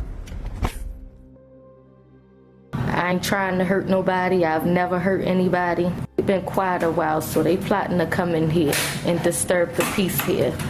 They've already disturbed the peace. I'm not a criminal. 23-year-old Corinne Gaines was an outspoken critic of the police. On August 1st, 2016, her tension with local law enforcement came to a head when officers turned up at her home in Randallstown, Maryland, to serve a warrant for an earlier traffic violation. But the devil at my door, and he's refusing to leave. Gaines was with her 5-year-old son at the time and took to Facebook to livestream the incident. You and I are going to talk until we come to an agreement. We bring everybody out safe, and you and I go have a sit down. But you know, and I know that this ain't right. It's not. Did you notice how the officer was speaking cautiously from behind the door? Well, there's a good reason for that. You see, the young mother had armed herself with a shotgun. This caused a 6-hour standoff with the police, and a SWAT team was called in to resolve the situation. Sadly, the resolution was not what anyone wanted. According to official reports, Corinne raised the gun and pointed it towards an officer who had kicked in the door, telling him to leave. Officer Royce Ruby then fired a shot at Gaines, and Gaines responded by shooting back. Ruby then fired 3 more shots, striking Gaines and injuring her 5-year-old son in the crossfire. Thankfully, the boy survived, having been struck in the arm, but his mother could not be saved. There was no police footage of the incident, as the officer wasn't wearing a body cam, but Officer Ruby was cleared of any wrongdoing as prosecutors deemed the shooting to be justified. However, Corinne Gaines' family launched a civil lawsuit, and in 2018, a jury awarded $38 million, finding the initial shot fired by the officer to be unreasonable.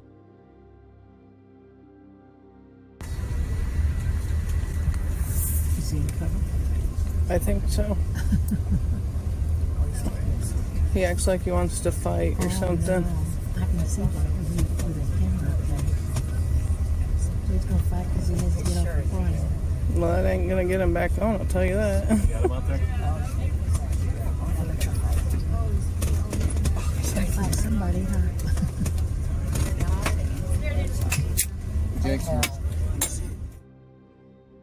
At Charlotte Douglas Airport in North Carolina, a disruptive passenger was kicked off an American Airlines flight before the plane had a chance to take to the skies.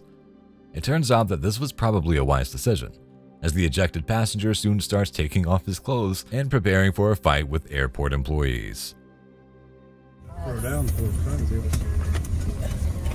Punching somebody? Yeah.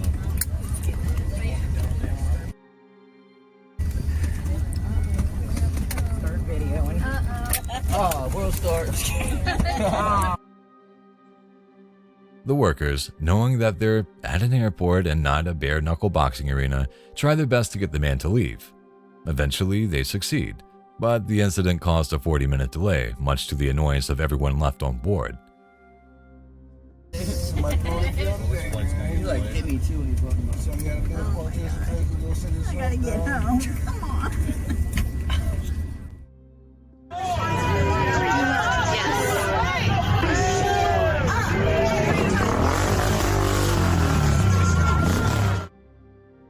Speaking of people not treating their firearms with respect, how about this lady?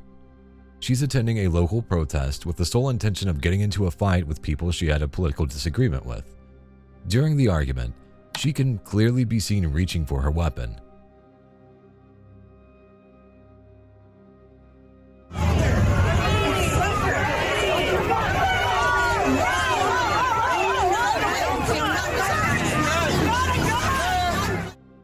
Luckily, several security personnel at the protest were already watching her. The moment she crossed the line, they jumped in action to disarm her. Luckily, nobody was hurt. You live over there, you need to worry about your yard. Do not spray this because y'all are killing it with your whatever your concoction is. Get away from my house. I'm calling the police. I'm telling you now, lady. Go ahead. Go ahead, because I'm allowed to touch you. Were in my yard, and the camera already caught you. His fence. Guess what? This is his fence. It don't matter. Listen, lady. I got you on camera on my side, okay? So get out my yard. Don't touch nothing else. Go ahead. Do not touch nothing else. This is his fence. Fences are important because they mark a clear delineation between one property and another. Apparently, this bush was intruding a bit too far onto the other side, so she decided to try and kill it by spraying it with bleach. This woman insists that she can kill the plant if she wants because she owns the fence, which is not how it works. Sign out a month ago for them, if you guys remember. So here's the bush, and it's obviously growing on my side right here. So, and then that's what's on their side. She don't live at this house. She lives over there. I live right here. My neighbors live there. She lives over there. She came all the way across my neighbor's yard, came into my yard, was on my side when we pulled up, spraying shit on my bush. Then gonna say she has the right to spray, and she don't because she don't conjoin with this house. She conjoins over there. The distressed plant owner shows that she had previously posted a sign to warn her to stay out. The crazy part is that this woman doesn't even live at the house next to the bush. That means she's walking around 2 yards just to kill someone else's plant. It sounds like someone needs a job.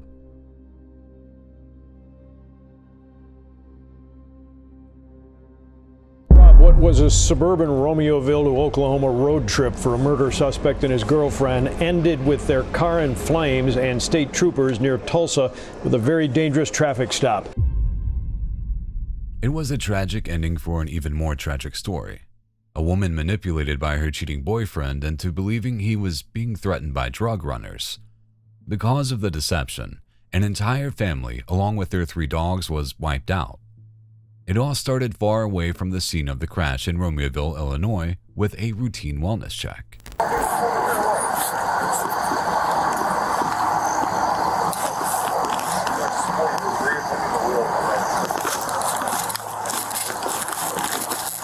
Yeah, he self-dispatched. Ooh.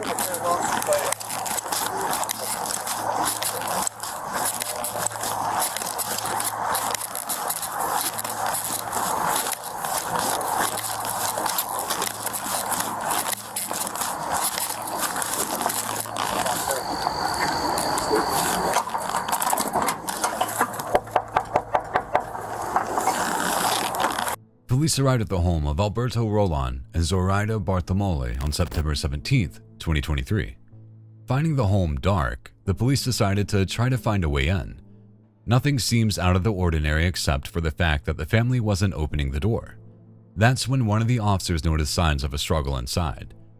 TV knocked over and a coffee table knocked over.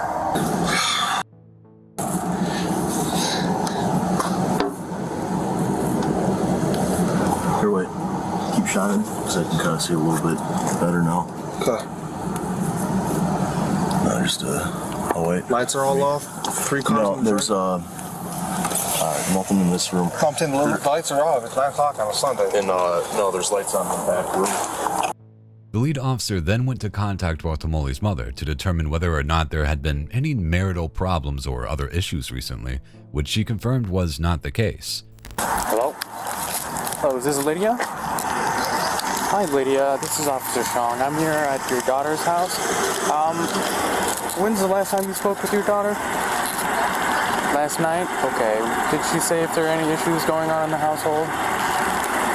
No? Okay. No arguments between her and her husband or anything? At this point, the officers had discovered 2 dead dogs in the back, and they decided to make entry. Oh God. Dogs are dead. 2 dead dogs.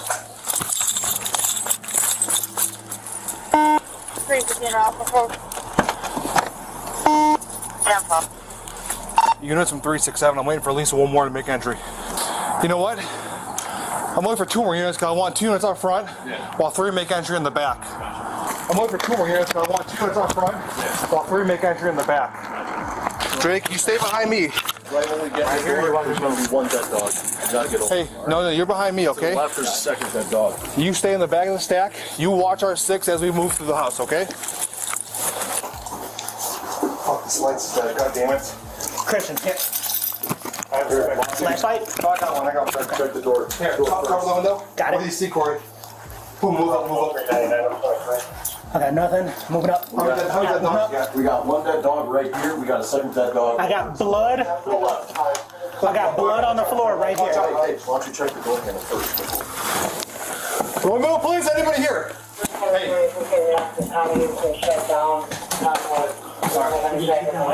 Stand by.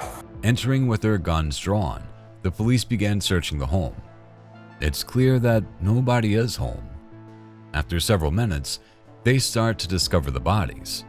There were 4 in all: Roland, 38, Bartolomé, 32, and their 2 boys, ages 7 and 9. Evidence from the crime scene shows multiple bullet casings spread out across the home, as well as clear signs of a struggle. Police immediately set out to investigate the murder. When they checked Zoraita's phone, they discovered messages between her and a man named Nathaniel Huey Jr. The messages suggested that the two were having an affair. The next day, he was brought in for an interview. So, what can you tell us?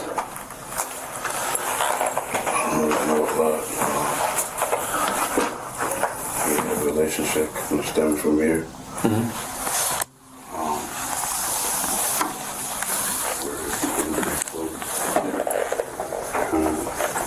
We're hoping to move forward, to a relationship. Huey stated that the two had been in a sexual relationship for several months. You guys worked here together for how long? Like about a year. About a year together? Okay. Yeah, but like we kind of like had like a relationship for like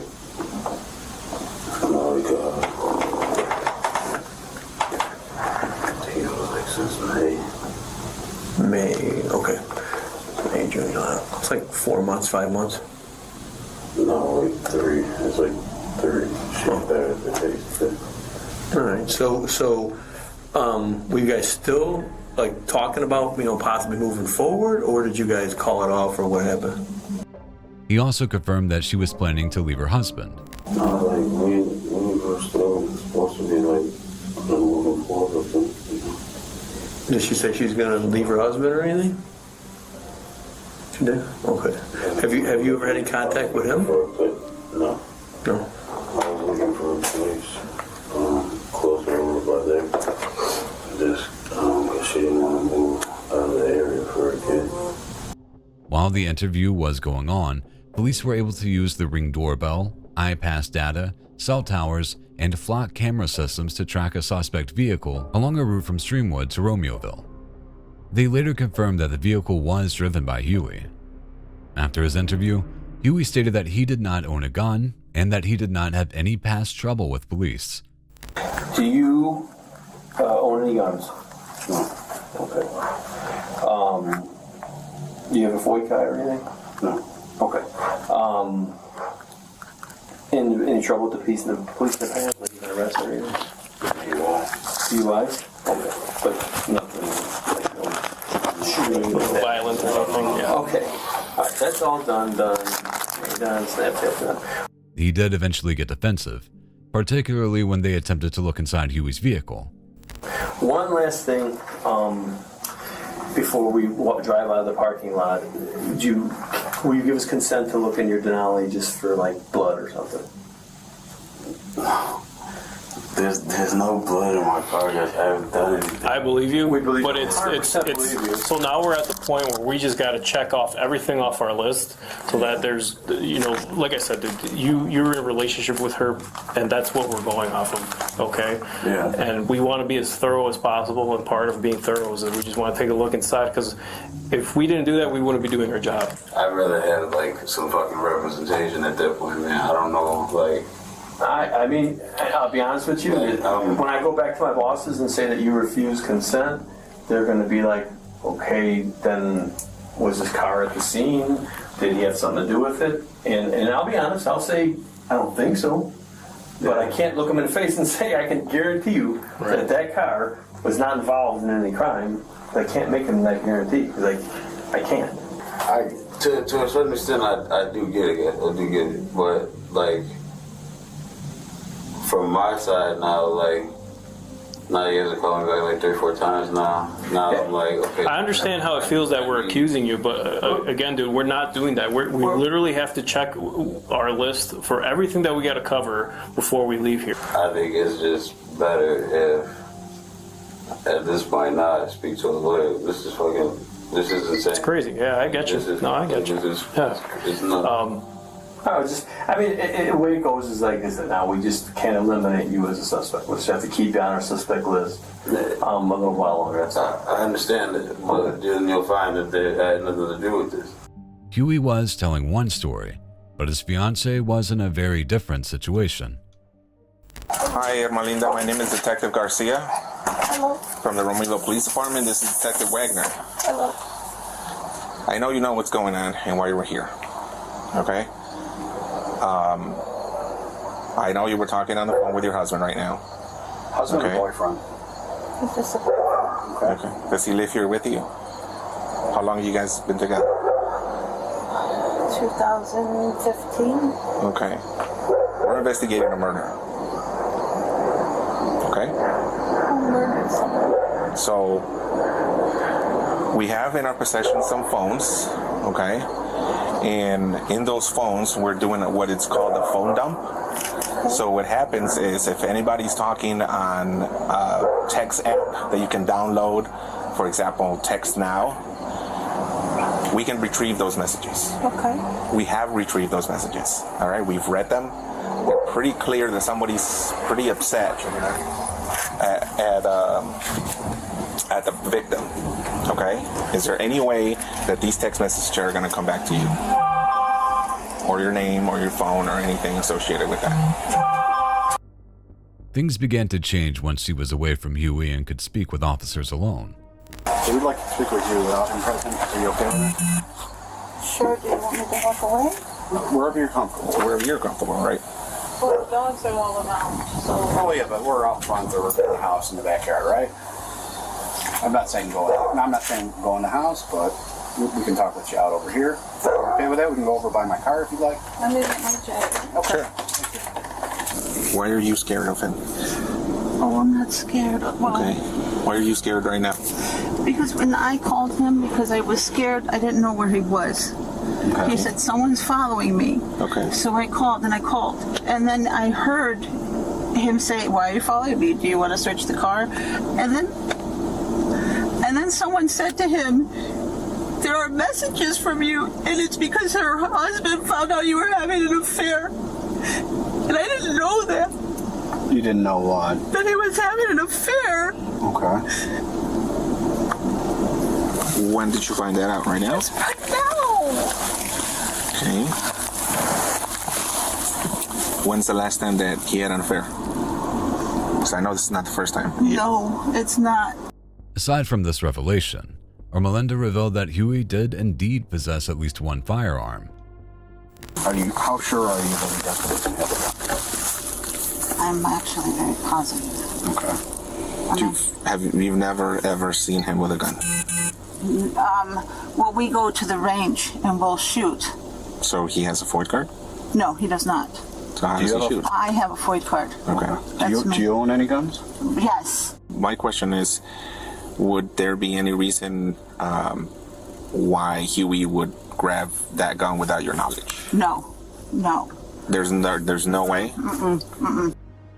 At this point, things took a very unexpected twist regarding Ermelinda's involvement in the case.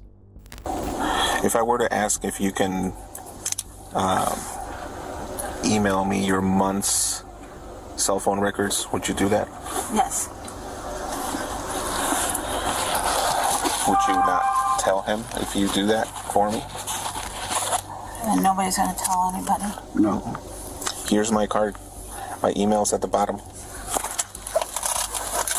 Every month, I know you get a cell phone bill, and all the phone calls are recorded and phone numbers and stuff. I would love to say people change, and I would love him to change, I thought he did change, and I understand this is not about an affair, but for me, it's about an affair. I don't know what day you guys are looking at, but for me, he was home all weekend. Thursday to today, he goes to work, he comes home. Do you think he's capable of taking someone's life? No. I'm sorry. I know. How sure are you of that? You know, Nate is a lot of things, but what he tries to do is to calm people down and stop them from fighting. So for him to just actually fight with someone, no. Remember when we first met you at the door, I told you that we had some text messages? Yes. With phone numbers, and we're going to find out who those phone numbers belong to. Is there any reason why those numbers will come back to you? Are you sure? Are those my numbers? I don't know that yet. We're looking into it, but what I'm saying is there any reason why they would come back to you? No.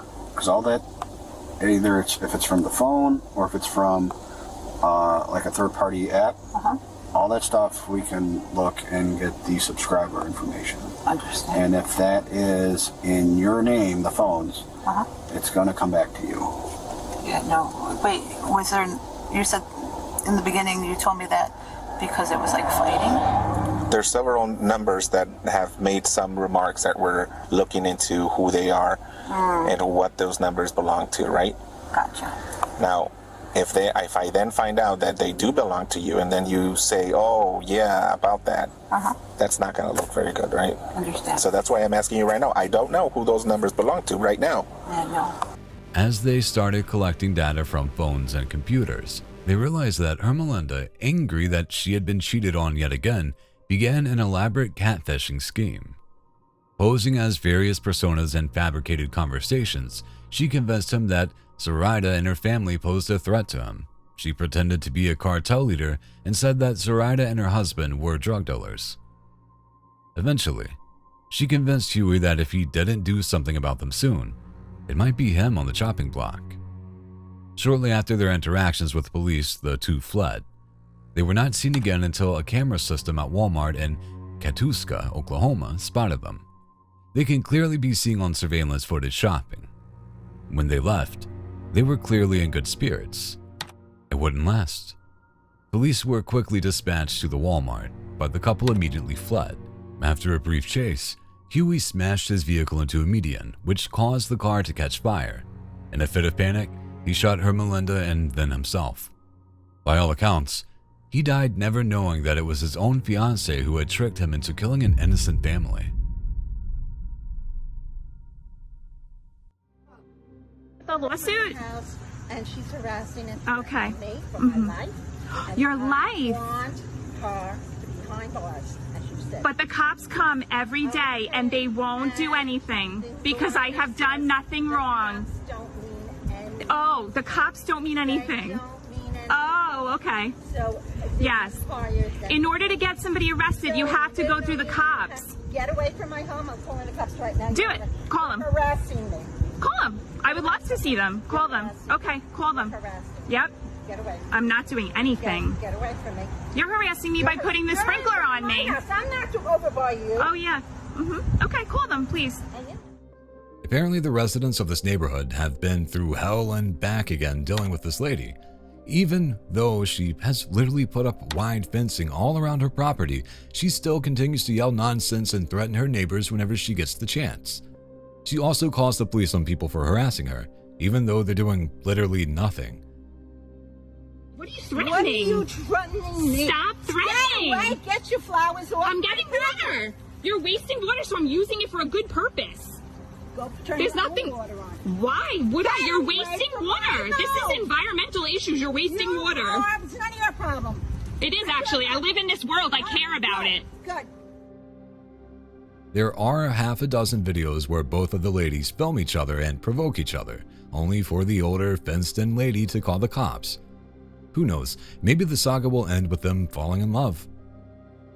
Watering my plants. Wasted water every day, so I'm watering my plants. I have every right to stand right here as long as I want. Excuse me, you're going to have to move on. You can't sit in front of my garage. All right, okay, you're fired. Pardon me? I'm not fired. Your apartment. You're evicted. I'm going to do this for the rest of my life. We're going to rob your house. We're going to shoot children in the head, and we're going to get the out of my country. One of the most common questions regarding homelessness in America is how people end up that way. In this case, I think it's pretty safe to say mental illness is the core problem. When this woman politely asks him to move out from in front of her driveway, he goes off on a rant that would make a movie villain's head spin before chasing her off. You have to hand it to the woman. Both she and her dog handled the confrontation very well. At least this is a neighbor who can move pretty easily. I'm serious. Okay, you're going to have... the Marines of the United States Coast Guard. Get the out of my country, crap. Okay, got it. I'm serious. Get the out. Okay. Okay, you're on cameras too. 10-year-old Sarah Sharif suffered a terrible fate at the hands of her parents while living in Woking, England. From broken bones and burns to strangulation and horrifying neglect, she slipped through the safety net, despite reports from her school and checks from social services.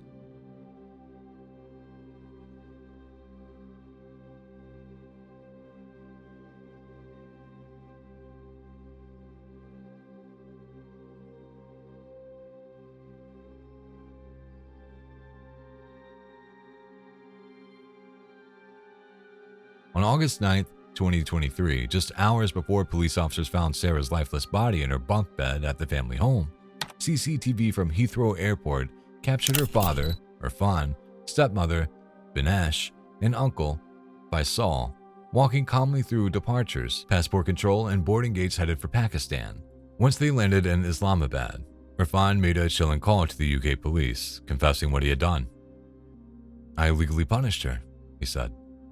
"I killed my daughter. I beat her up too much." UK and Pakistani police tracked the family across continents before arresting them months later. In December 2024, Irfan and Binash were convicted of Sarah's murder, receiving life sentences in prison.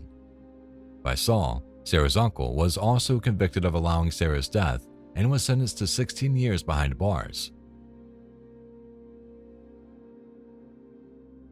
Dusseldorf Airport, Germany, 2017. Armed police swarm in and corner a man before arresting him and taking him into custody. But why? It's hard to see in this footage, but the 27-year-old suspect is brandishing a 10-inch knife and threatening to harm himself.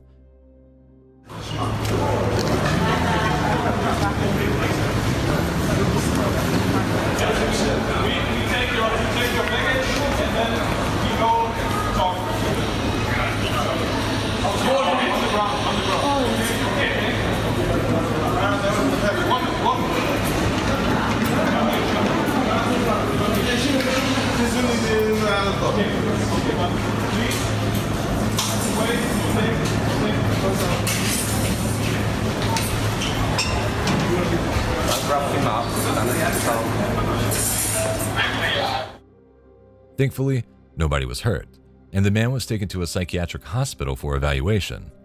As an interesting side note, the video of this incident was taken by Terry Caldwell, singer of the 90s boy band East 17, who was on his way home to England with his bandmates.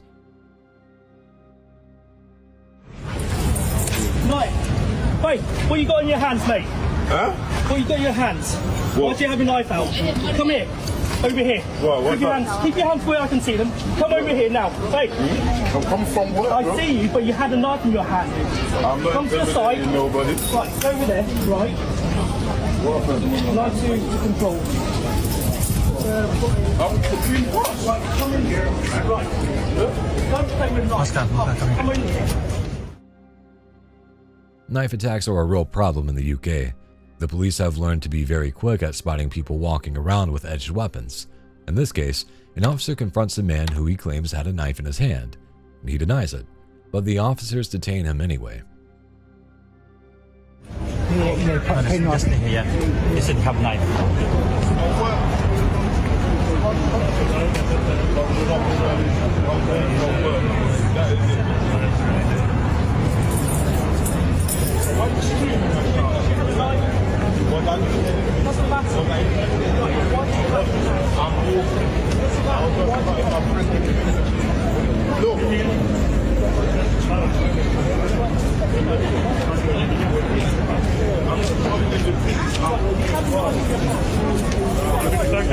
Carry on. Is that what you're saying? Yeah, that's what you're saying. And do you know what? Distinguishes us from animals. He clearly has something in his hand because you can see him drop it into his pocket right after the officer confronts him. Whether or not it was the knife or what the man's intent was remains a mystery. Get the out of here. Leave right now. Get out of here. Get out of the house. Tape? I'm get, okay, take it. This is my property. But you get my property. Get the my property. Yeah, get the my property. Okay. Oh, okay. Get out of here. The woman. Get out of here. Get out of my property. Get out of my property. Why? Why you get my property? You guys are not. Why you take my property? Again, the way people protect driveways, you'd think that they're made of solid gold or something. This person drove just a few feet onto his neighbor's property, and they began screaming and crying at him like he had just run over several of their dogs. Why? Why you take my property? This is my house. Yes! Why? Why you take my property? Many times! Many times! Many times! Why you take my property? This is pure, unadulterated chaos, and it makes me want to move to the opposite side of the world from wherever they live. Yeah! You guys all came here and you threatened me at my own house. You threatened me at my own house. You guys need to leave. We just give you a warning. You guys came and threatened me. You guys leave. You don't mean it. You guys leave.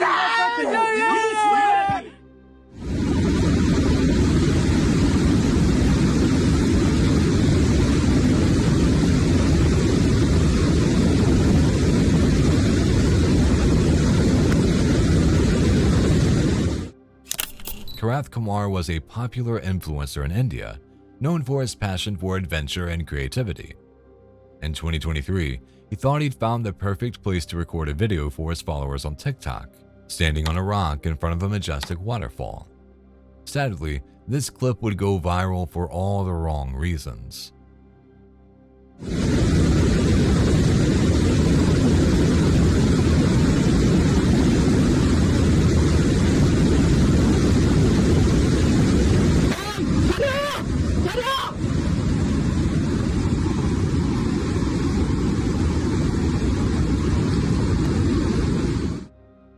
Suddenly, Kumar lost his footing and slipped into the fast-flowing river.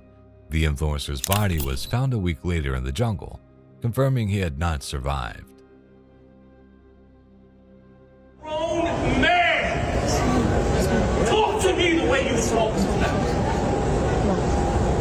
Talk to me the way you talk to them. See what happens. I'm a man. Talk to me the way you talk to these little girls. I don't give a if you're tired. You're a grown man. Deal with it. Another airport and another parent concerned for the welfare of his children, only this dad was a lot more angry and direct.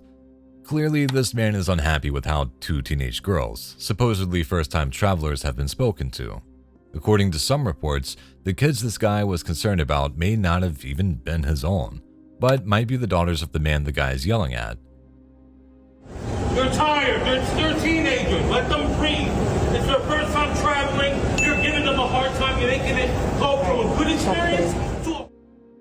In which case, was he right to step in and say something, or should he have minded his own business?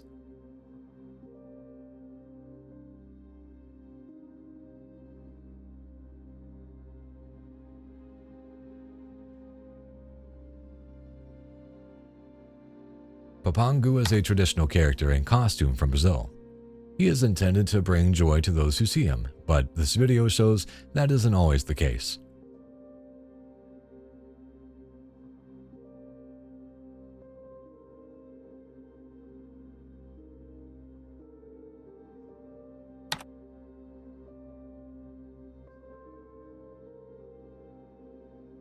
The footage shows a man dressed in full robes entering a convenience store. Upon encountering another customer, he takes out a gun and simply shoots the man for seemingly no reason. Apparently, this was a professional hit, and the assassin used the carnival as an excuse to dress up and avoid getting spotted. If you're not Brazilian, this is the equivalent of being shot by Santa Claus.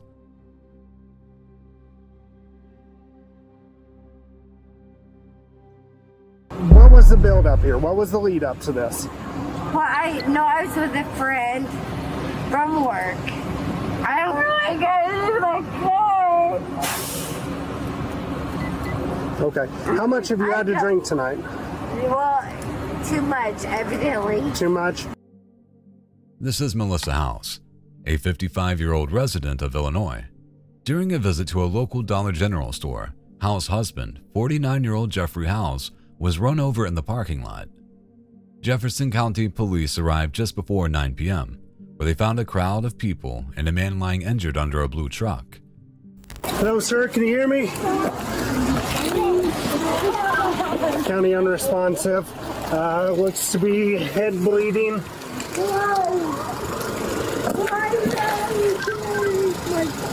County 894, head bleeding and arms twisted up behind.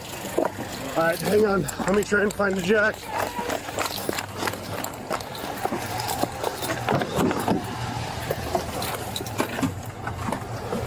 Expedite response could be possible 79. That's what I'm getting right now.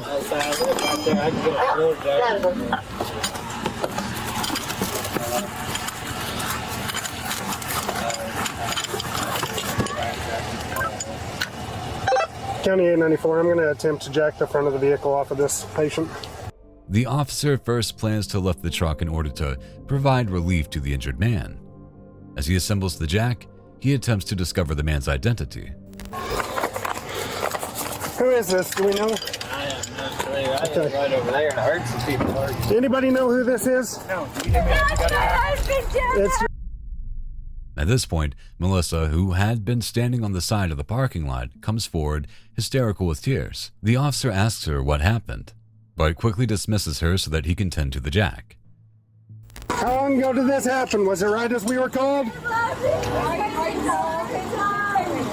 10, 15 minutes. Okay, who was the driver of this vehicle? Okay. Who was driving? You? Okay. All right, just stay put. I'll have to get your information here in just a minute, okay? Not long after this, the medics arrive. The officer decides to let them determine whether jacking up the vehicle is the right idea. They confirm that he should, and with the help of a larger jack provided by one of the bystanders, they go about lifting the massive truck. Okay, going up. Tell me if anything starts creaking or weird.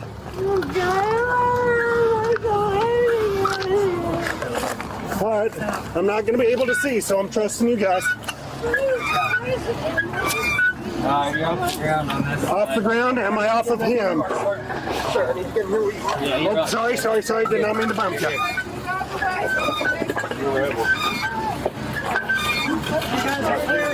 Okay. All right, we're clear of him. He's off. With the man freed and first responders addressing his medical needs, the officers turn their attention to Melissa, who is sitting on the curb outside of the Dollar General. She is still hysterical, but they also start to realize how inebriated she is. So you were in the vehicle, and this is your husband. I guess. How did this occur? I don't know. I got him in my car. Okay. Okay. Ma'am, whatever you can recall, I need you to recall. I don't know what happened. I don't even know how I got it in my car. Okay. How were you guys in the store? What was the build up here? What was the lead up to this? Well, I was with a friend from work. I don't know how I got it in my car. Okay. How much have you had to drink tonight? Well, too much, evidently. Too much? And were you the only one in the vehicle at this point? Yes. The officers begin asking her about her evening and find out that she had been to a couple establishments nearby, but that she could not remember how much she had to drink.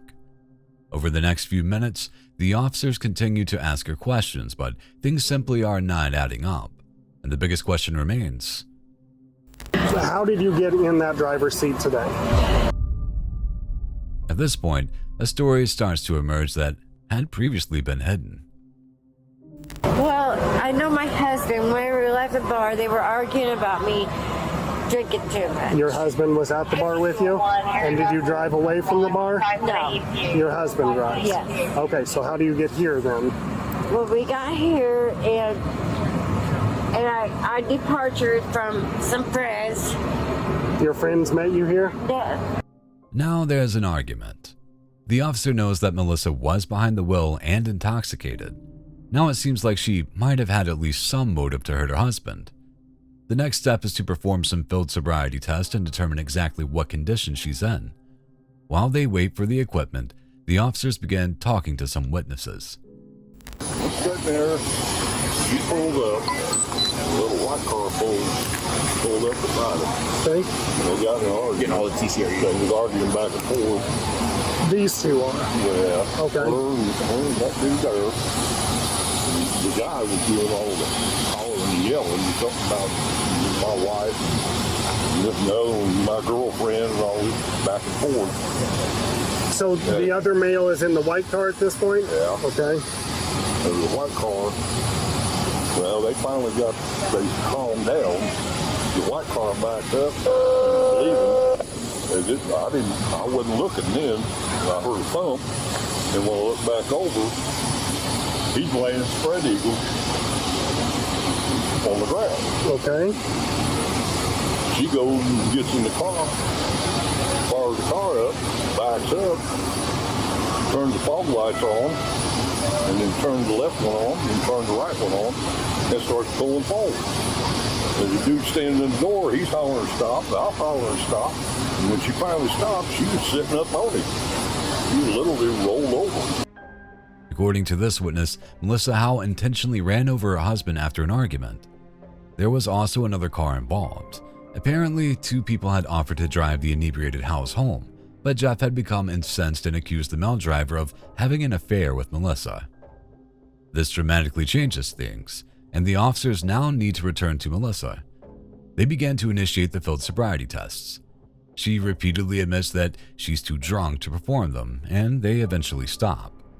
Because she's refused to provide blood and urine samples, the officers need to arrest her. When they get there, she is still playing innocent. Please, can you tell me how my husband's doing? He's just now getting to the hospital. That's the only... He was lying whenever he left. He's headed to the hospital. I cannot believe this happened, sir. I mean, I don't even know how we got here. I really don't. Throughout her time at the hospital, Melissa continues to cry and ask repeatedly about her husband's condition, but is informed that he is at a different hospital. At this point, the police show up to take Melissa to jail. She is booked for aggravated DUI and eventually second-degree murder. Police had obtained surveillance footage from a nearby apartment complex that showed her pushing her husband to the ground, getting into her car, and backing up the vehicle before speeding forward to crush him. She pleaded guilty and was sentenced to 20 years.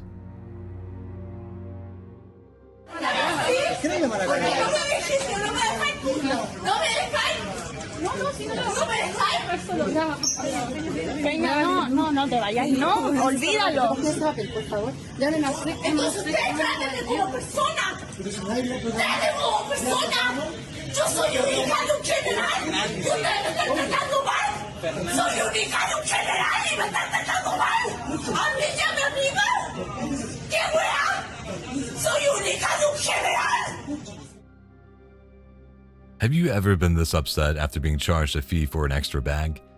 From what I can understand, this lady claims to be the daughter of a general and is demanding to be treated like a human being.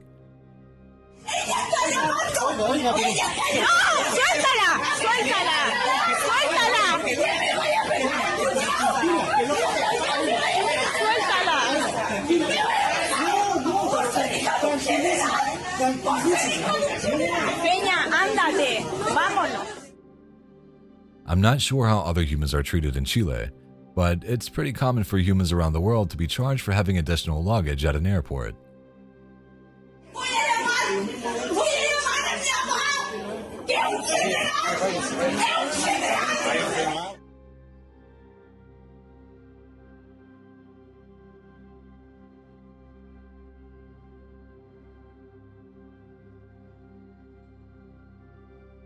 what better thing to do when you're in Florence than visit the famous galleries to see some art?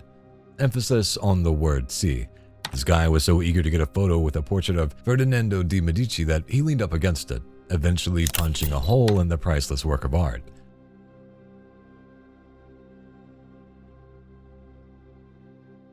As terrible as this clip is, the way he tried to play it off like nothing happened is still pretty funny.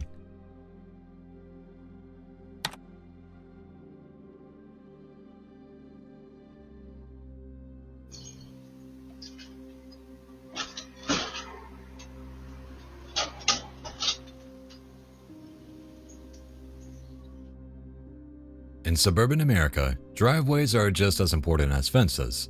When this guy left a polite note asking his neighbors to move her car, she responded by coming over with a piece of cardboard that said this. Nice, right?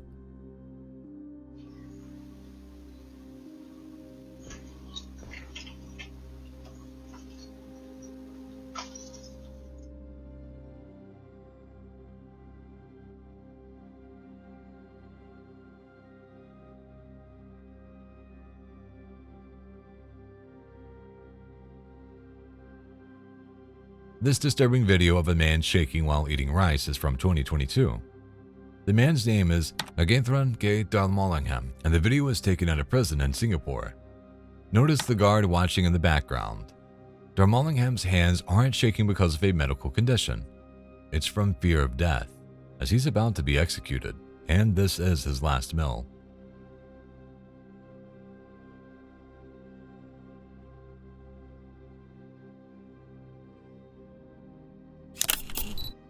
The Malaysian national was arrested in 2009 when he was caught at the border with 42.72 grams of heroin strapped to his thigh. Drug trafficking is a capital offense in Singapore, and Nagathron paid the ultimate price. After spending 12 years on death row, despite appeals from many activists and foreign organizations condemning the harsh punishment, the inmate was put to death by hanging on April 27, 2022.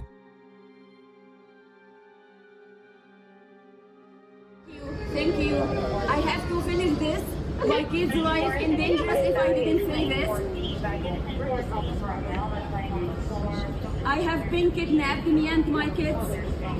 Today will be a worse day than 9/11 attack. The last thing anyone wants to hear at an airport is someone making references to 9/11. Yet, in May 2025, that's exactly what travelers heard at Denver International Airport, when a woman suddenly knelt down and began reading a chilling handwritten message. This is an act of war at United States of America. This piece of shit woman thinks she knows what's happening. We have programmed her to be loyal and stupid enough to follow our rules. Not only to know how to run away if she got caught, but also to explode an airplane like a pro. We have a weapon that you don't have, Americans. And we are getting the USA on the knees. China, Europe, Middle East, Japan are all one hand against USA, and this stupid running woman think she can save you by providing information that she's trying to provide and nobody listening to her. You are losing that war since 9/11 already. The last airplane, the helicopter that got fall down, it wasn't an accident. I know who did it. Please, they are taking video. Please go away from the video, please, ma'am. Please, this is for my safety. I am a US citizen and I have rights. Can you please take video of me doing this? It's just a little bit and I am done. Ma'am, you've been denied boarding? We need to keep this in. You've been denied boarding with your airline? You're now trespassing on airport property? I am so sorry, I am not trespassing anybody. You are now officially They trespassing. did this to me every time I am trying to report. They will say I am trespassing and they will take me to jail so I can't tell what's happening. The woman claims that she and her children had been kidnapped and that she is being forced to deliver the terrifying message from her captors. The person who filmed the clip says 2 kids, both under the age of 7, were with the woman, and it's they who can be heard crying in the background. Please, somebody report this to FBI Washington. I already reported this to them for police. They did nothing. I went to U.S. Army by my car. Inside the U.S. Army, they kicked me out. They did nothing. I am not a terrorist. My life and my kids' life are at risk if I said what I know. The person filming also states that they ended up taking a different flight due to the ordeal being so scary. Hi guys, with my last video blowing up, I wanted to give as much of an update as I can.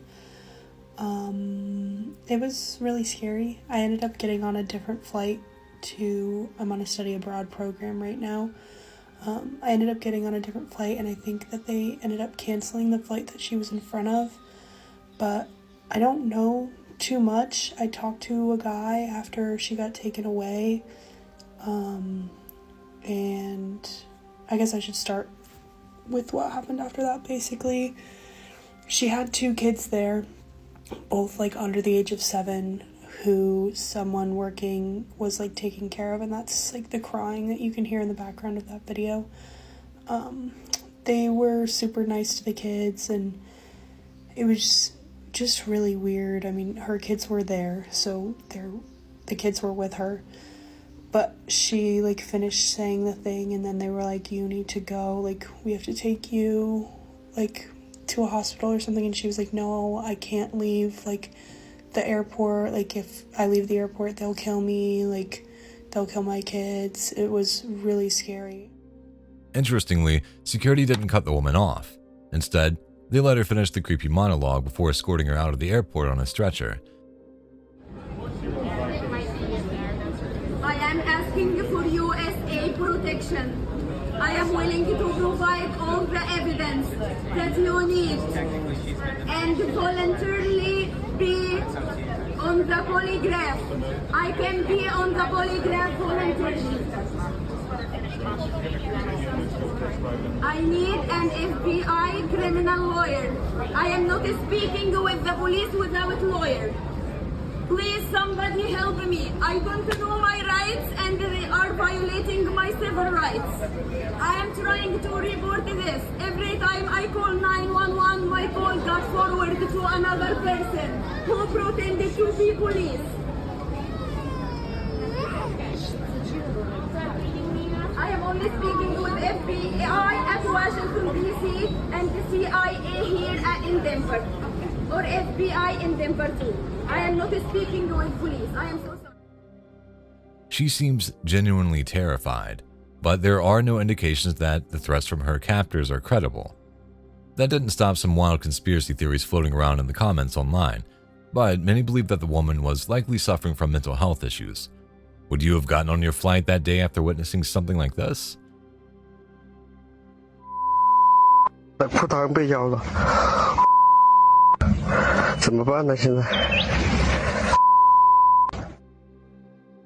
This video quite literally speaks for itself.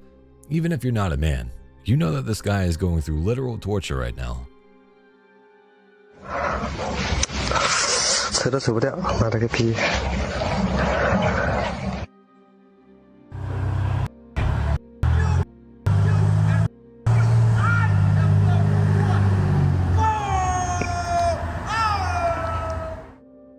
So apparently the man who took this video lived next to this Hartford, Connecticut maniac for a full half year. This man is pretty much famous in the city. As seen here, he'll get up at 6 a.m., blare some rock music, and scream at oncoming traffic for hours at a time.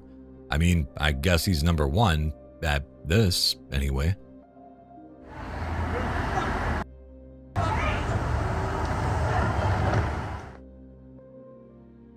It's May 28th, 2025, early in the evening in Windhoek, Namibia. Pias Galipa, a hard-working 19-year-old, has just collected the earnings from his mother's tuck shop and is now on his way home.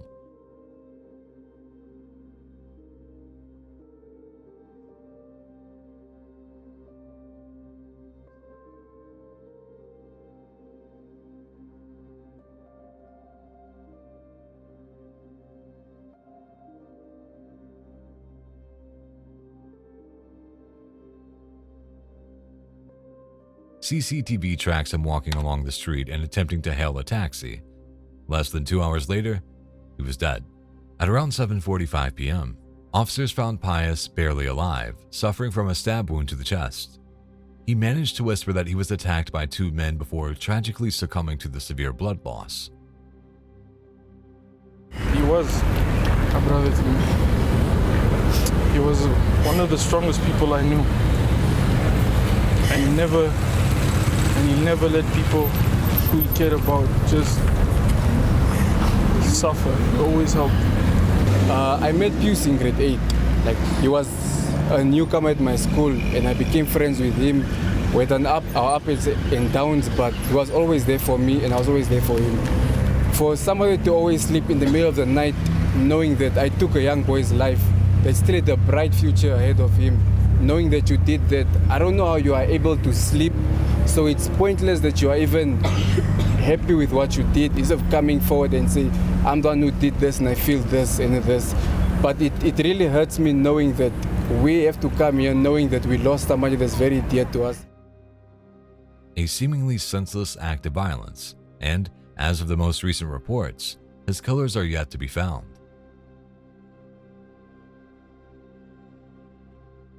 Police say that wild chase and shooting started here at a Hayward apartment complex where the suspect confronted an ex-girlfriend at gunpoint before nearby residents jumped in to try to get him to leave. He fired close to a dozen rounds at the scene of the apartment complex.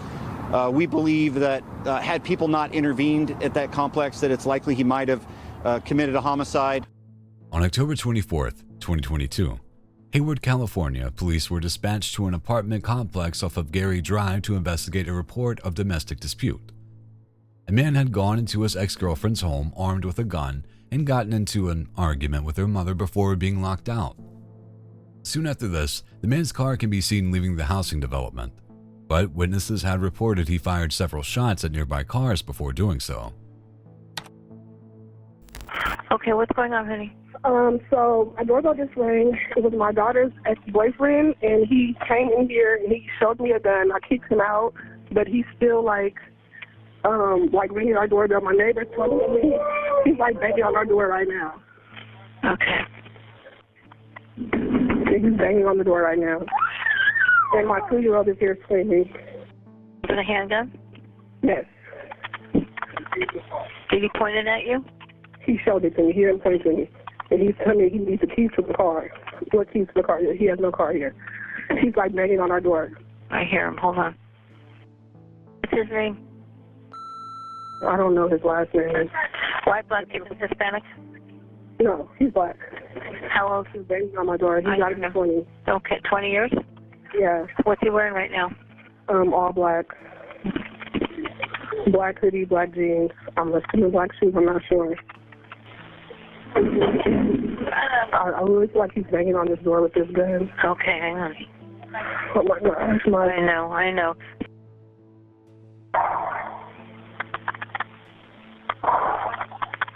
Now I hear some noise. I don't know if these are gunshots I'm hearing now or what. Yeah, he's shooting. He's firing me. He just shot my daughter's car. He just shot his car. He shot the car. Now he's running? Yeah, wait, yes. Be careful. He's in a, I have a picture of this Benz. He's driving, he's about to leave away in the Benz. What color is a Mercedes? It's silver. It's a silver Mercedes. Where did he go? Hayward 911, what is the address of the emergency?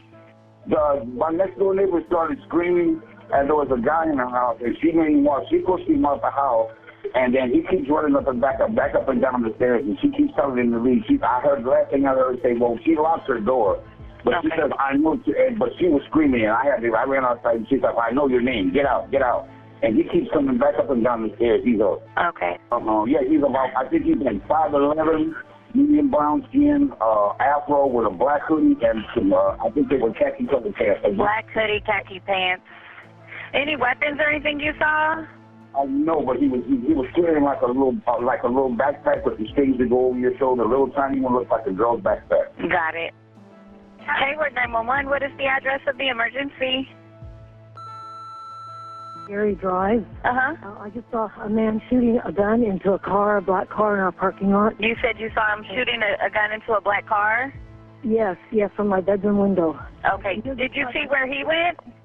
No, he's gone now. He was all in black, and some other car's pulling away right now. That may be the man. Can you tell me what car is pulling away? It's a gray car. That's all I could see. Did you see a two-door, four-door SUV? It looks like two-door. And did you see which way the car drove off? Like towards... It went back toward the getting out of the villa. Towards the Castro Alley side? Yeah. It didn't take long for police dispatchers to realize that the reports all involved the same man. Officers quickly located the suspect's car, but he failed to pull over when requested. This led to a high-speed pursuit that soon moved onto the highway. After several minutes, the police were able to disable the suspect's vehicle. While effective, this quickly resulted in a foot pursuit. Maneuver, copy. Down here on the shoulder, pinned in. Subject pinned in on the shoulder. We don't see him. Eating can. He's there. Who's there?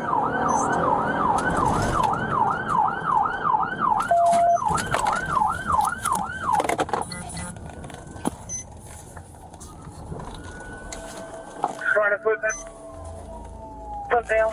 His arm towards the gun. His arm towards the gun. Where is he? Show me your hands! Show me your hands! You're gonna get shot! Show me your hands! Show me your hands! You're gonna get shot! You're gonna get shot!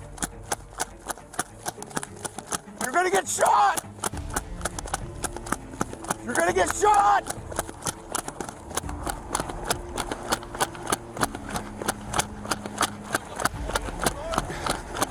Yeah, do it! You're gonna get shot!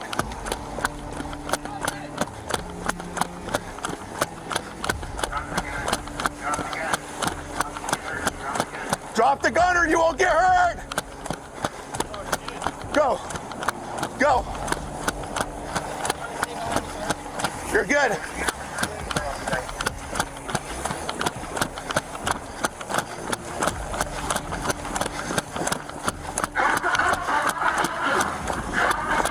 You're gonna get shot!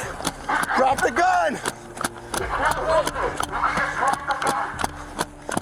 As the officer repeatedly tried to get the suspect to give up, the suspect saw a vehicle and approached it, attempting to carjack the woman. Drop it! Drop it!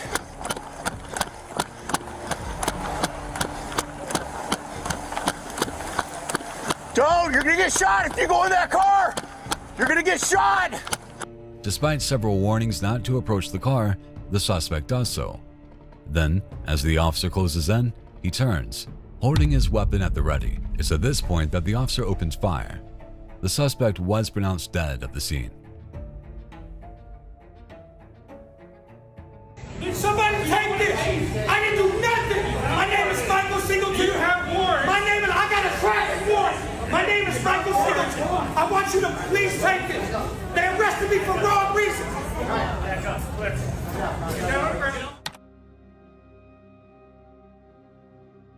The man seen here being arrested at Dallas Love Field Airport in April 2025 is Michael Singleton. The 53-year-old private chef, also known as Chef Mezzi, is adamant that he is being arrested for the wrong reason. Singleton claims he is accused of possessing drugs, and while he concedes that there is a warrant out for his arrest, he knows it's for a different offense. As he protests his innocence on the drug charges with his hands behind his back, Chef Mezzi is suddenly tased by officers, much to the shock of the people watching and filming nearby. He collapses and is handcuffed on the ground before being taken away in a wheelchair. No! Why would y'all do that? He was standing still! Oh my God, my name is Michael Singleton. My birthday's 12/21/71. I have back in Singleton. I have no warrant. I have a traffic warrant for $500. That's fine. We're trying to investigate. No, you said you have cocaine. I'm not a drug dealer. Man, I'm a shoot y'all, man. Kill me. Yeah, we're not trying to kill Hey, man. I didn't try to fight you. Why you tased me? I wasn't pulling away. They got me on tape. No, I was right here. Can't, bro. Ask me to put my hands behind my back when I couldn't even move after you electrocuted me. Sit down. You keep telling me to do shit like I can't. Come on. Man, you, I just got tased for nothing. Hey, man, somebody please have this on tape.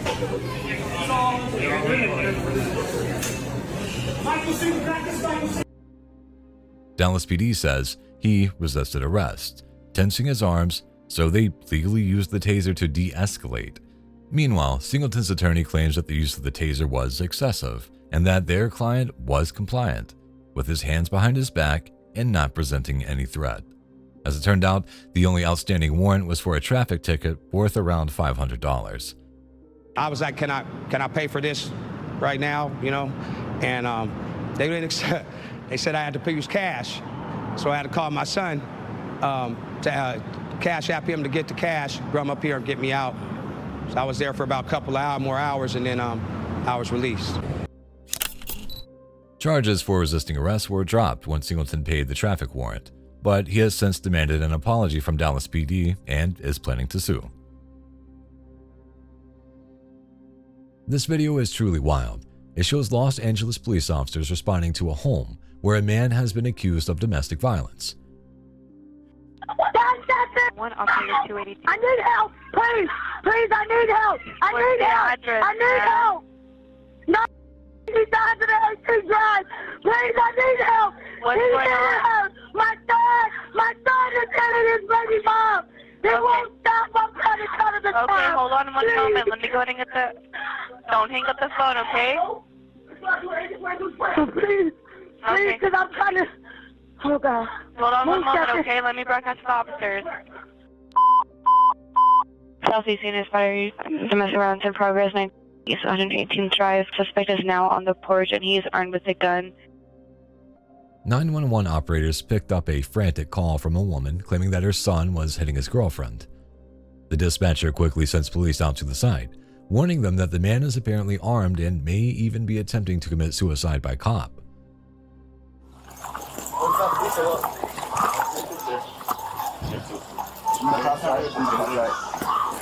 It's the police! Officers arrived on the scene, where they could still hear people screaming inside the residence. He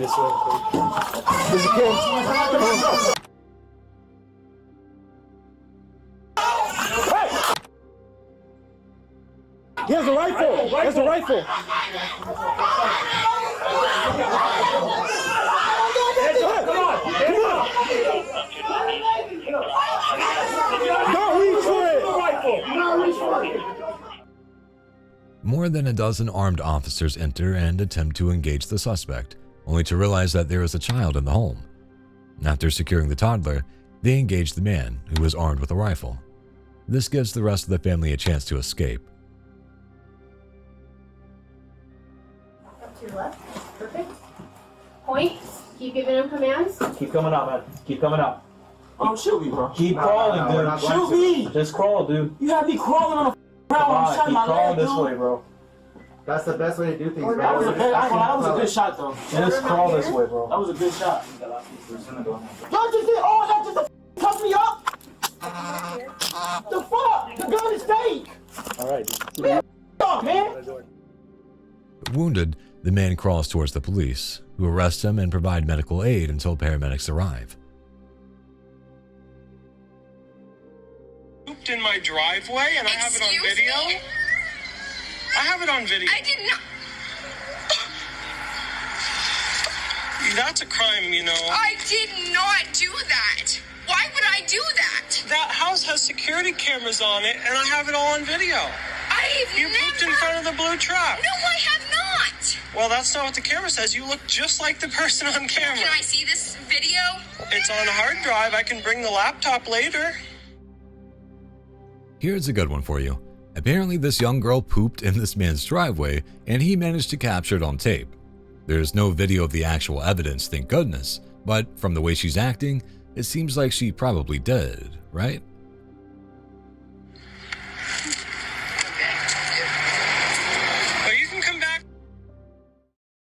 a green bag. And you think you're gonna check me in? I bet you we won't.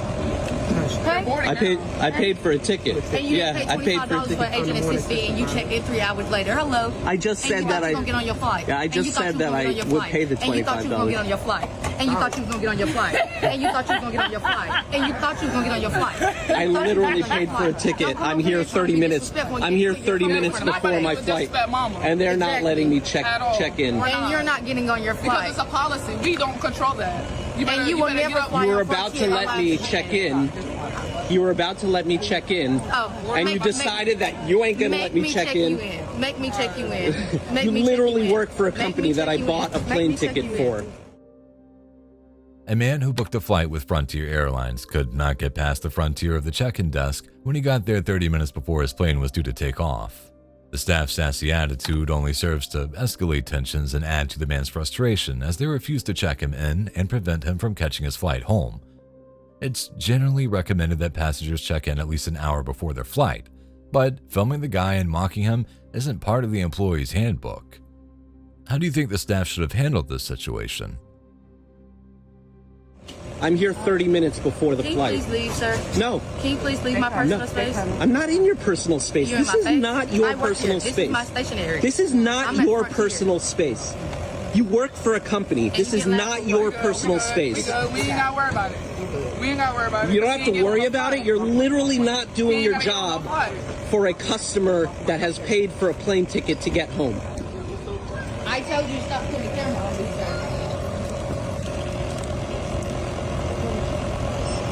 I'm literally here at Frontier. I bought a ticket and they are not letting me check in.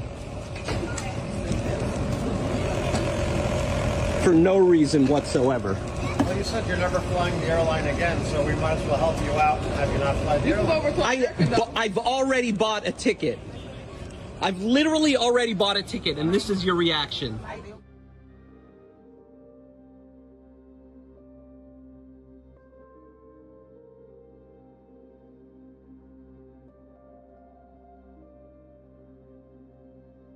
Dashcam videos feature some of the most insane interactions you can find on the internet.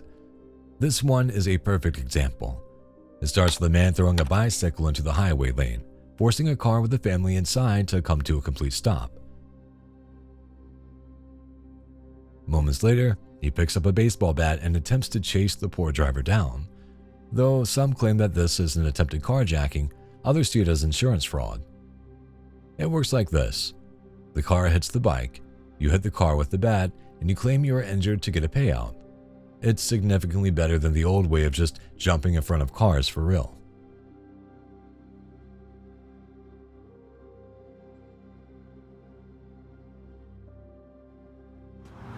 This guy, they come here and the cross property line with the orange one. He still move my garbage can and my recycle.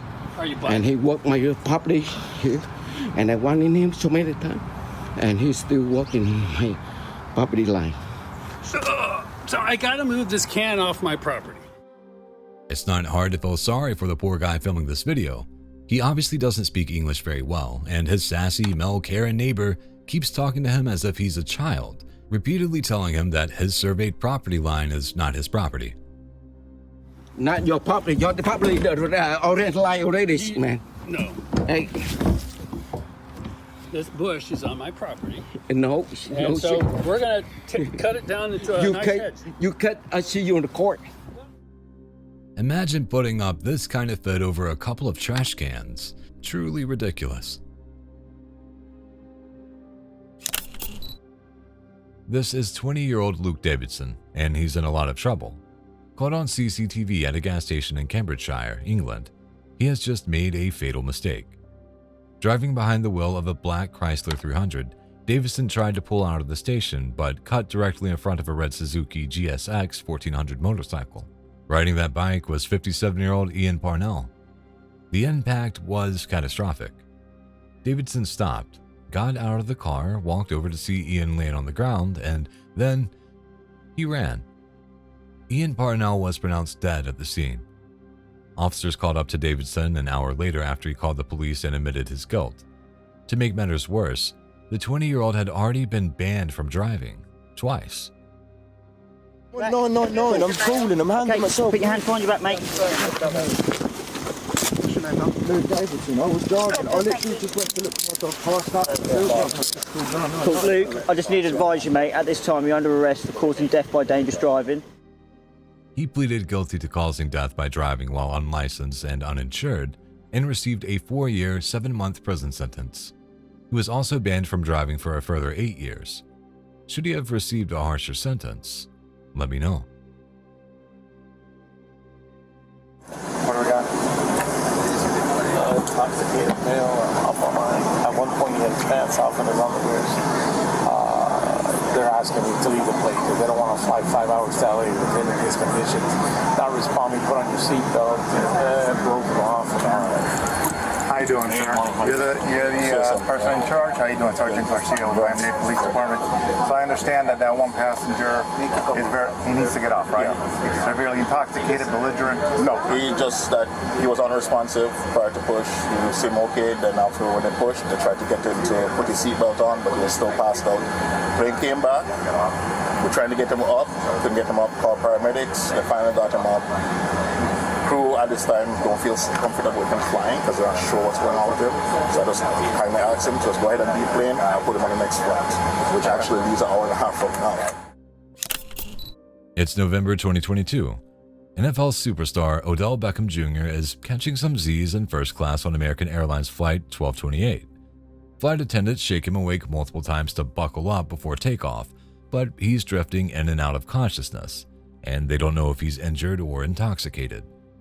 Concerned he's a medical risk, the crew halt pushback and call medics and police. The flight returns to the gate. How you doing, bud?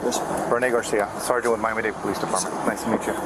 Listen, unfortunately, it's not our decision. Just don't understand. Listen, apparently you were passed out.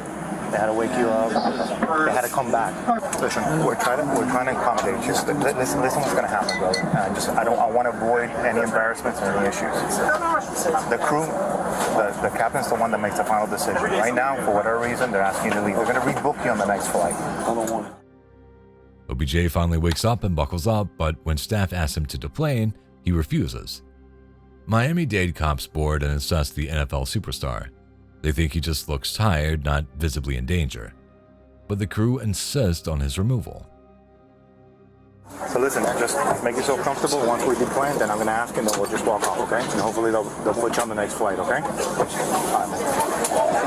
So I spoke to him. I explained it to him. He still wants to go through the whole procedure. Hopefully, once everybody's to plane, he'll peacefully get off, and then you guys can do whatever. Right. As passengers deplane, OBJ gets heated. He unloads on his fellow travelers. You gonna wait 40 minutes, and I'm gonna be on a private plane home. Good. Yeah, get your fat ass. Enjoy yourself. Yeah, I will. Get your ass off the plane for a second. Sure. Yeah, I bet. Enjoy the cheese board on the way home. Get your ugly ass. Talk about first-class shade. Paramedics eventually board the plane to check out OBJ. He seems fine and, as expected, there's no medical emergency. Hey, we got everybody else, okay? Don't forget your stuff up here. Still, he is escorted off the plane and back through the airport before catching a ride home. A statement from American Airlines claimed that the superstar failed to follow crew instructions and refused to fasten his seatbelt, which is why the flight returned to the gate. Meanwhile, OBJ took to Twitter after the incident to address people's concerns about his behavior.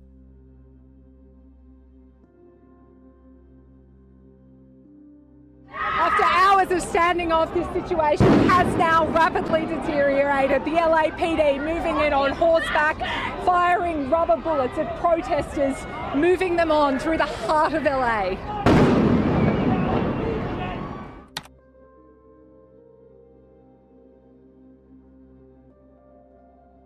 Speaking of American police, this video went hella viral in June of 2025.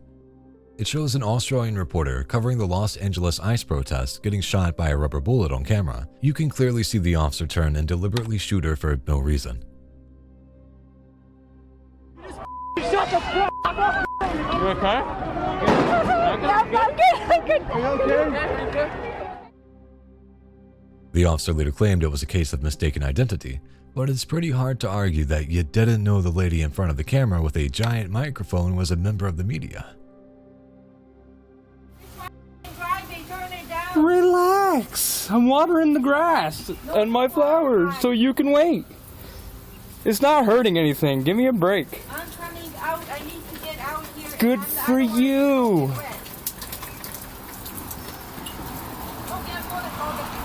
You have fun calling the police. Go ahead. I will. Call the police. I will. And they're gonna laugh at you. No, they're gonna laugh at you. They're gonna laugh at me for watering my flowers? I did it on purpose? Yes, you did. What did I do on purpose? Moron. What did I do on purpose? I turned my water on? You know that's where I stopped my car. I have to get soaking wet. Oh, look here. My goodness. You're being recorded, by the way. All this nonsense, I'm sick and tired of it. I'm tired of you. Look at this. This water isn't even... Oh, my goodness. It's on my driveway. Oh, dear.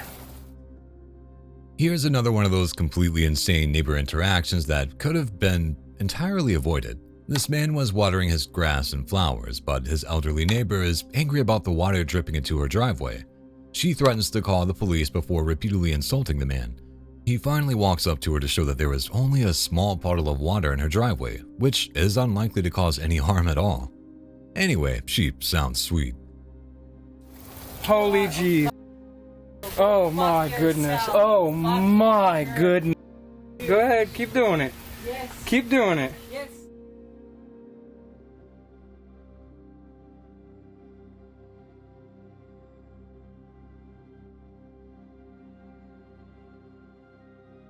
This is 44-year-old Calixto Benvenuti. On the evening of May 13th, 2025, neighbors called 911 to report that he had been discharging a firearm from the porch of his trailer in Jacksonville, Florida. When police arrived, they confirmed that he was indeed armed, and despite their attempts to get him to surrender, Benvenuti refused to cooperate or put down the gun.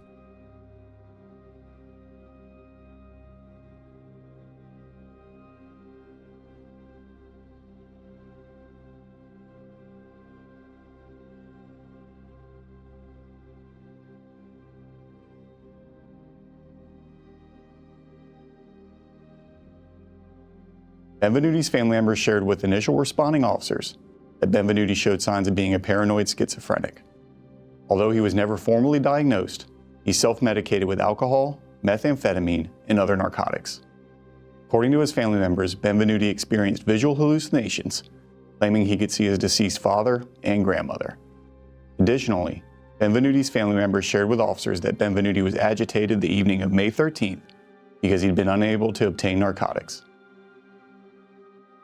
As the night unfolded, Benvenuti became more agitated, firing into the ground at least once, escalating tensions and prompting a SWAT team to take control of the situation.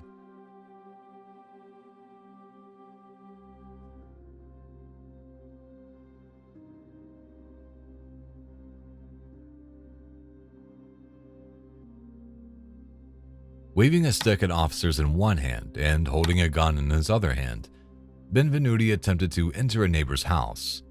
That's when SWAT officers made the decision to open fire.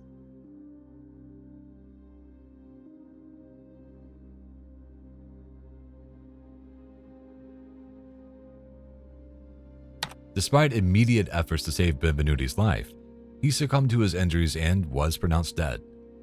Here's what the incident looked like from the officer's point of view.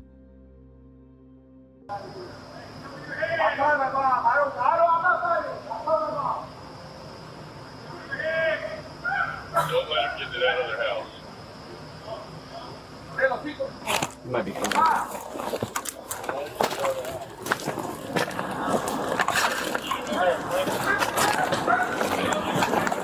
Come around. Hey! Put your hands up! Put your hands up! Go back, go back, go back! Get the hands up! Get the back! I'm calling my mom! I'm calling my mom! Drop the gun! Drop the gun! Drop the gun! Mom! Drop the gun! Where's my mom? Where's my mom? Sir, I'm here to my mom! I'm here to my brother and my mom! No! Do not! Don't fuck with me! No! Drop the gun! Drop my mom! Do not look up the gun! It's my mother!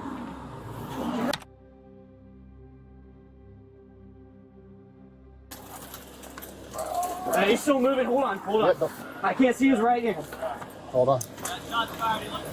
Suspects down on the porch of the neighboring house. We're still covering them. As of the most recent update, an investigation is underway to determine whether the officer's use of deadly force complied with policy. What do you think? Did they make the right call?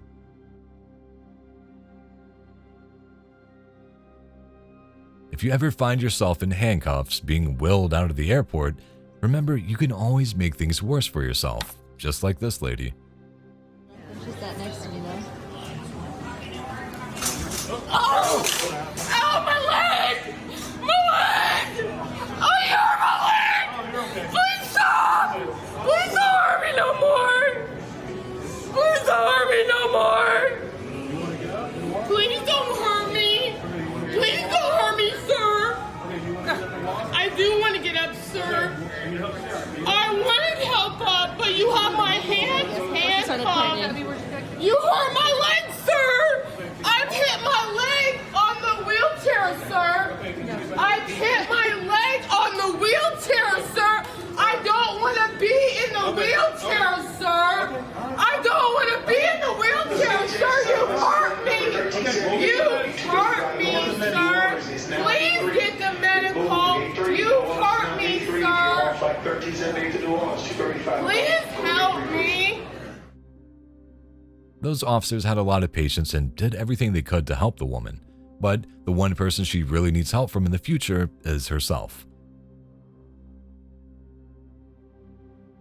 If you live in a country that still largely depends on propane, you understand that there is always a risk to handling compressed flammable gas. This video highlights just how seriously things can quickly go wrong. It may not seem like much, but the woman in this footage is right to run.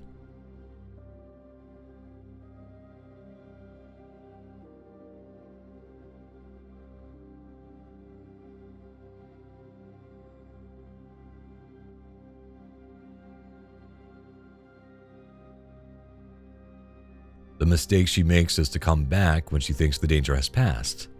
Keep an eye on the back room as the gas catches spark.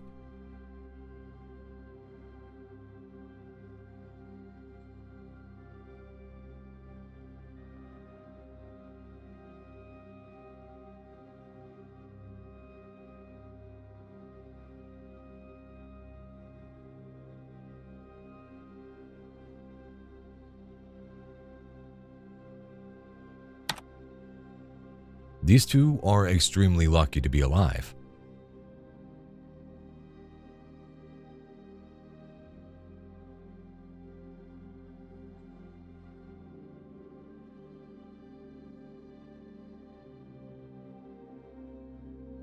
The man in this video clearly thought that he'd score big living next to neighbors with a lemon farm. The way he saw it, he could go over, grab all the lemons he wanted, and nobody would be the wiser.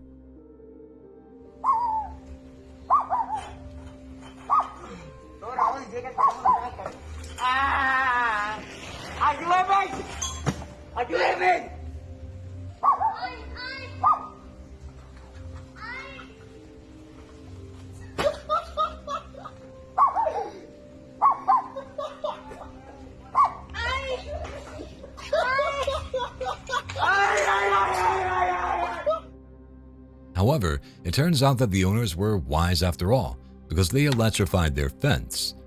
It's hard to tell which is the best part, the guys laughing at him, or the kid riding by pulling a willy the moment he gets shocked.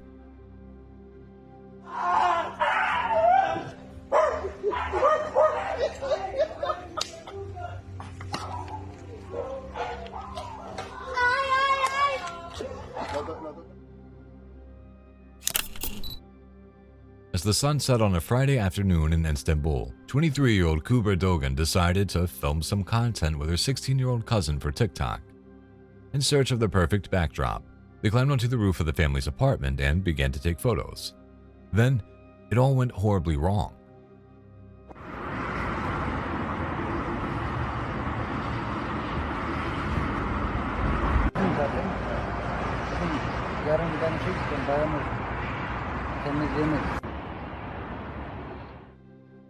A damaged rooftop and 160-foot drop. This was the aftermath of the tragedy that took place in 2021. Even worse, the accident was caught on camera.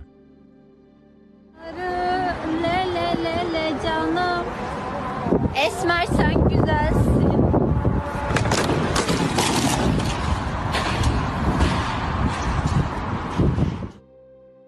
Cooper can be seen dangling her feet off the edge of the roof before her cousin turns the camera on herself.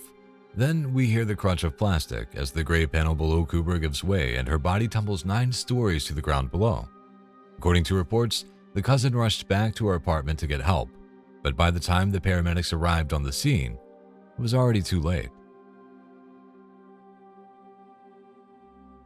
Who are getting very My daughter is a 11-year-old who has, and she has had no one. You.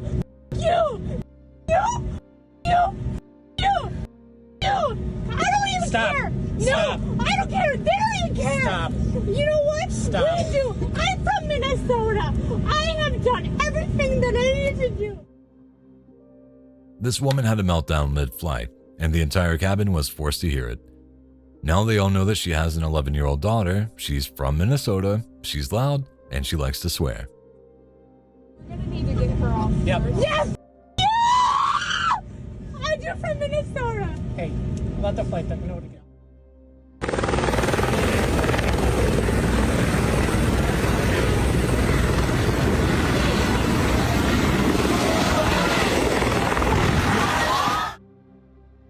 Imagine that you're just chilling near a part in central Detroit when this happens.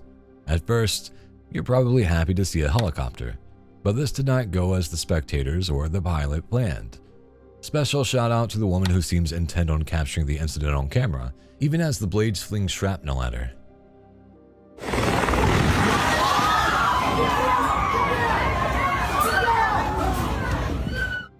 Talk about a lack of situational awareness. Get away. Hey. Why would you guys even do that? Y'all ain't Mama. got no respect for nobody. Why would you Listen, y'all. Okay, so I'm recording. They're saying that we're in front of their house. Hold on. They saying we're in front of their house. It's my daddy's funeral. And they're over here recording us and arguing with us, and he do this all the time. This video is sad in so many ways. Apparently, this family's neighbor called the police to complain about a limousine blocking the driveway. But the problem is that it's a funeral limousine, because the woman who lives there had just had her father pass. All the time they do this. As y'all can see, we are not in front of their house. It's my daddy's funeral today, and this is what they doing. Like, come on now. And I called and told my landlord it was my daddy's funeral. Okay. So come on, go. As y'all see, we are not in front of their house. Y'all, they pick at me all the time. Like, literally, they pick at me all the time. Look at this. I want y'all to see we are not blocking. No drive. She takes the opportunity to film the neighbors acting like terrible people and demonstrates that they're not parked in front of their party anyway. Y'all see, this is not blocking their driveway at all. This is just some Karen racist. Totally racist. No! She didn't deserve that! No! That fucking oh my God! No! We got 3 kids! This is 48-year-old Matthew Mollicone. Michigan police have just informed him that his wife, 49-year-old Kimberly Ann Mollicone, has passed away after a gunfight. But that's only part of the story. In his interview with police following the incident, Mollicone explains that he had confronted his wife about the affair several times. But after she repeatedly stated she would end the relationship, he continued to see evidence of cheating. I'll break it off. I trust her. And then that's when we got into the conversation, I guess today. I said, so how did you break it off? Oh, you never broke it off. You haven't seen him since February. You never told him, get lost, stop contacting me, we're breaking up.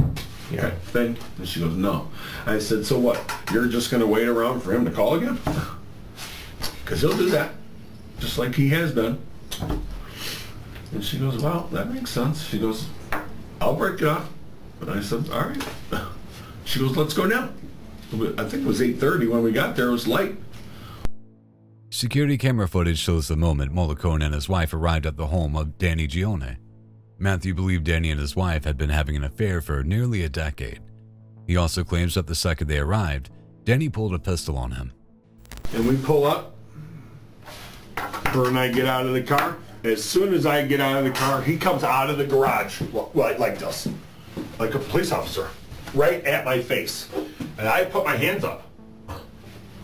And I say, whoa, bro. An argument ensues, and Danny fires a warning shot at Mollicone. Undeterred, he pulls out a .40 caliber pistol from his waistband, shooting Danny in the leg. Wounded, he runs off, with Mollicone following closely behind him. Both of them are in the yard at this point, but only Mollicone has a weapon. He fires several more times, and Danny is hit again. Additional camera footage shows Danny retreating to his truck, where he has another firearm. Matthew returns and retrieves his wife, and they go back to their vehicle. But by this time, Danny has rearmed. As Kimberly backs up the car, Matthew rolls down his window and fires at least once at Danny, who returns fire. Unfortunately, one of the shots hits Kimberly, killing her. But in his statement to police, Matthew leaves out a key detail. I said, Kim, get in the car. We got in the car, we were backing out, and he shot my wife. We're stomping on the gas. When Kim was shot, she fell over to the side. He's shooting at us at this point. I hop from the passenger into the driver, turn it, and it won't go. And I'm like this, you know? And it won't go. So then finally I put it in park and I get out and I go behind the vehicle, and that's where I called you. Throughout all this, Danny's next door neighbor, who happens to be his sister, has already called the police. Roughly a dozen officers show up within minutes, only to find Danny's family inside providing medical aid. One by one, the family members are ordered to leave the house to ensure the safety of law enforcement. At this point, EMS is sent in to retrieve Danny and provide him with medical attention. Seeing the Ring doorbell cameras, officers are quick to retrieve the footage. Mollicone at first seems relieved at this. He's got cameras? Does he? I can't tell you on that. Well, I hope he does. You better, you'll look for those, correct? We gather all the facts. Okay, good. Everybody's got a story, right, to tell? I hope he's got cameras. For the entire interview with police, Matthew Mollicone maintains that he did not go to Danny Gione's house looking for a fight, but police are skeptical. So you're just cool hand Luke, we're gonna get in the car, yep, let's drive up there and just tell him it's over. I got your back. In person. No. That makes sense to you? That's the truth. That's the truth. Yes. That's what you're gonna settle on, is that I'm fine, I'm not upset, I'm taking my gun with my extra magazine, we're gonna drive up to the guy's house, I'm not mad at all. And he's just everything's gonna get broke off and we're all set. That's the truth. That's the truth. Okay. I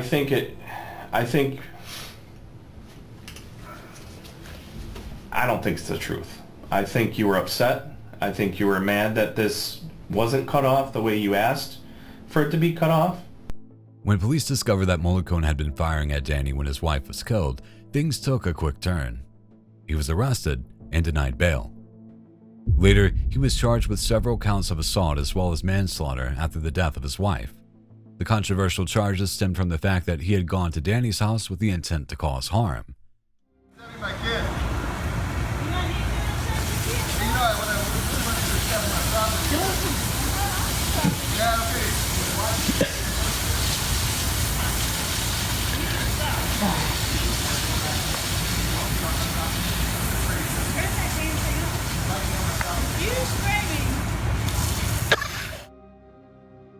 If you haven't noticed, things have been a little tense in America lately, especially surrounding topics like race, racism, and whose lives matter. This video shows what happened when a woman ran up to a complete stranger's house and started screaming "White Lives Matter" at it.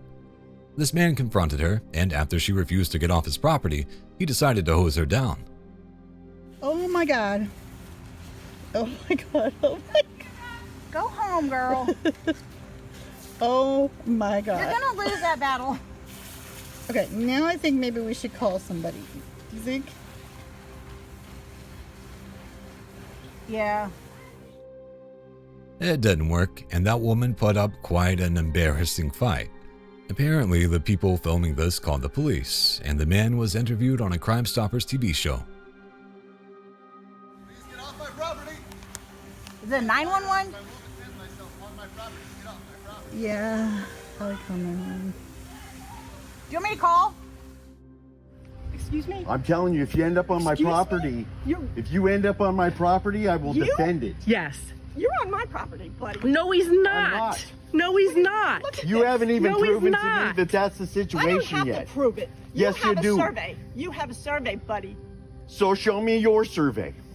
My survey is out of date. Oh, okay. Well, then it doesn't. You can't do that. You have to get a new it's just survey. As much mine as it is yours. You have to get a new survey. You have a survey. No. It doesn't matter if I have a survey. No. You don't have You one. need one to move the fence. I do not. Yes, you do. It's on my property. No. Yes. No. This collection of clips makes it abundantly clear that if we got rid of all fences in rural America, the majority of the population's heads would simply explode.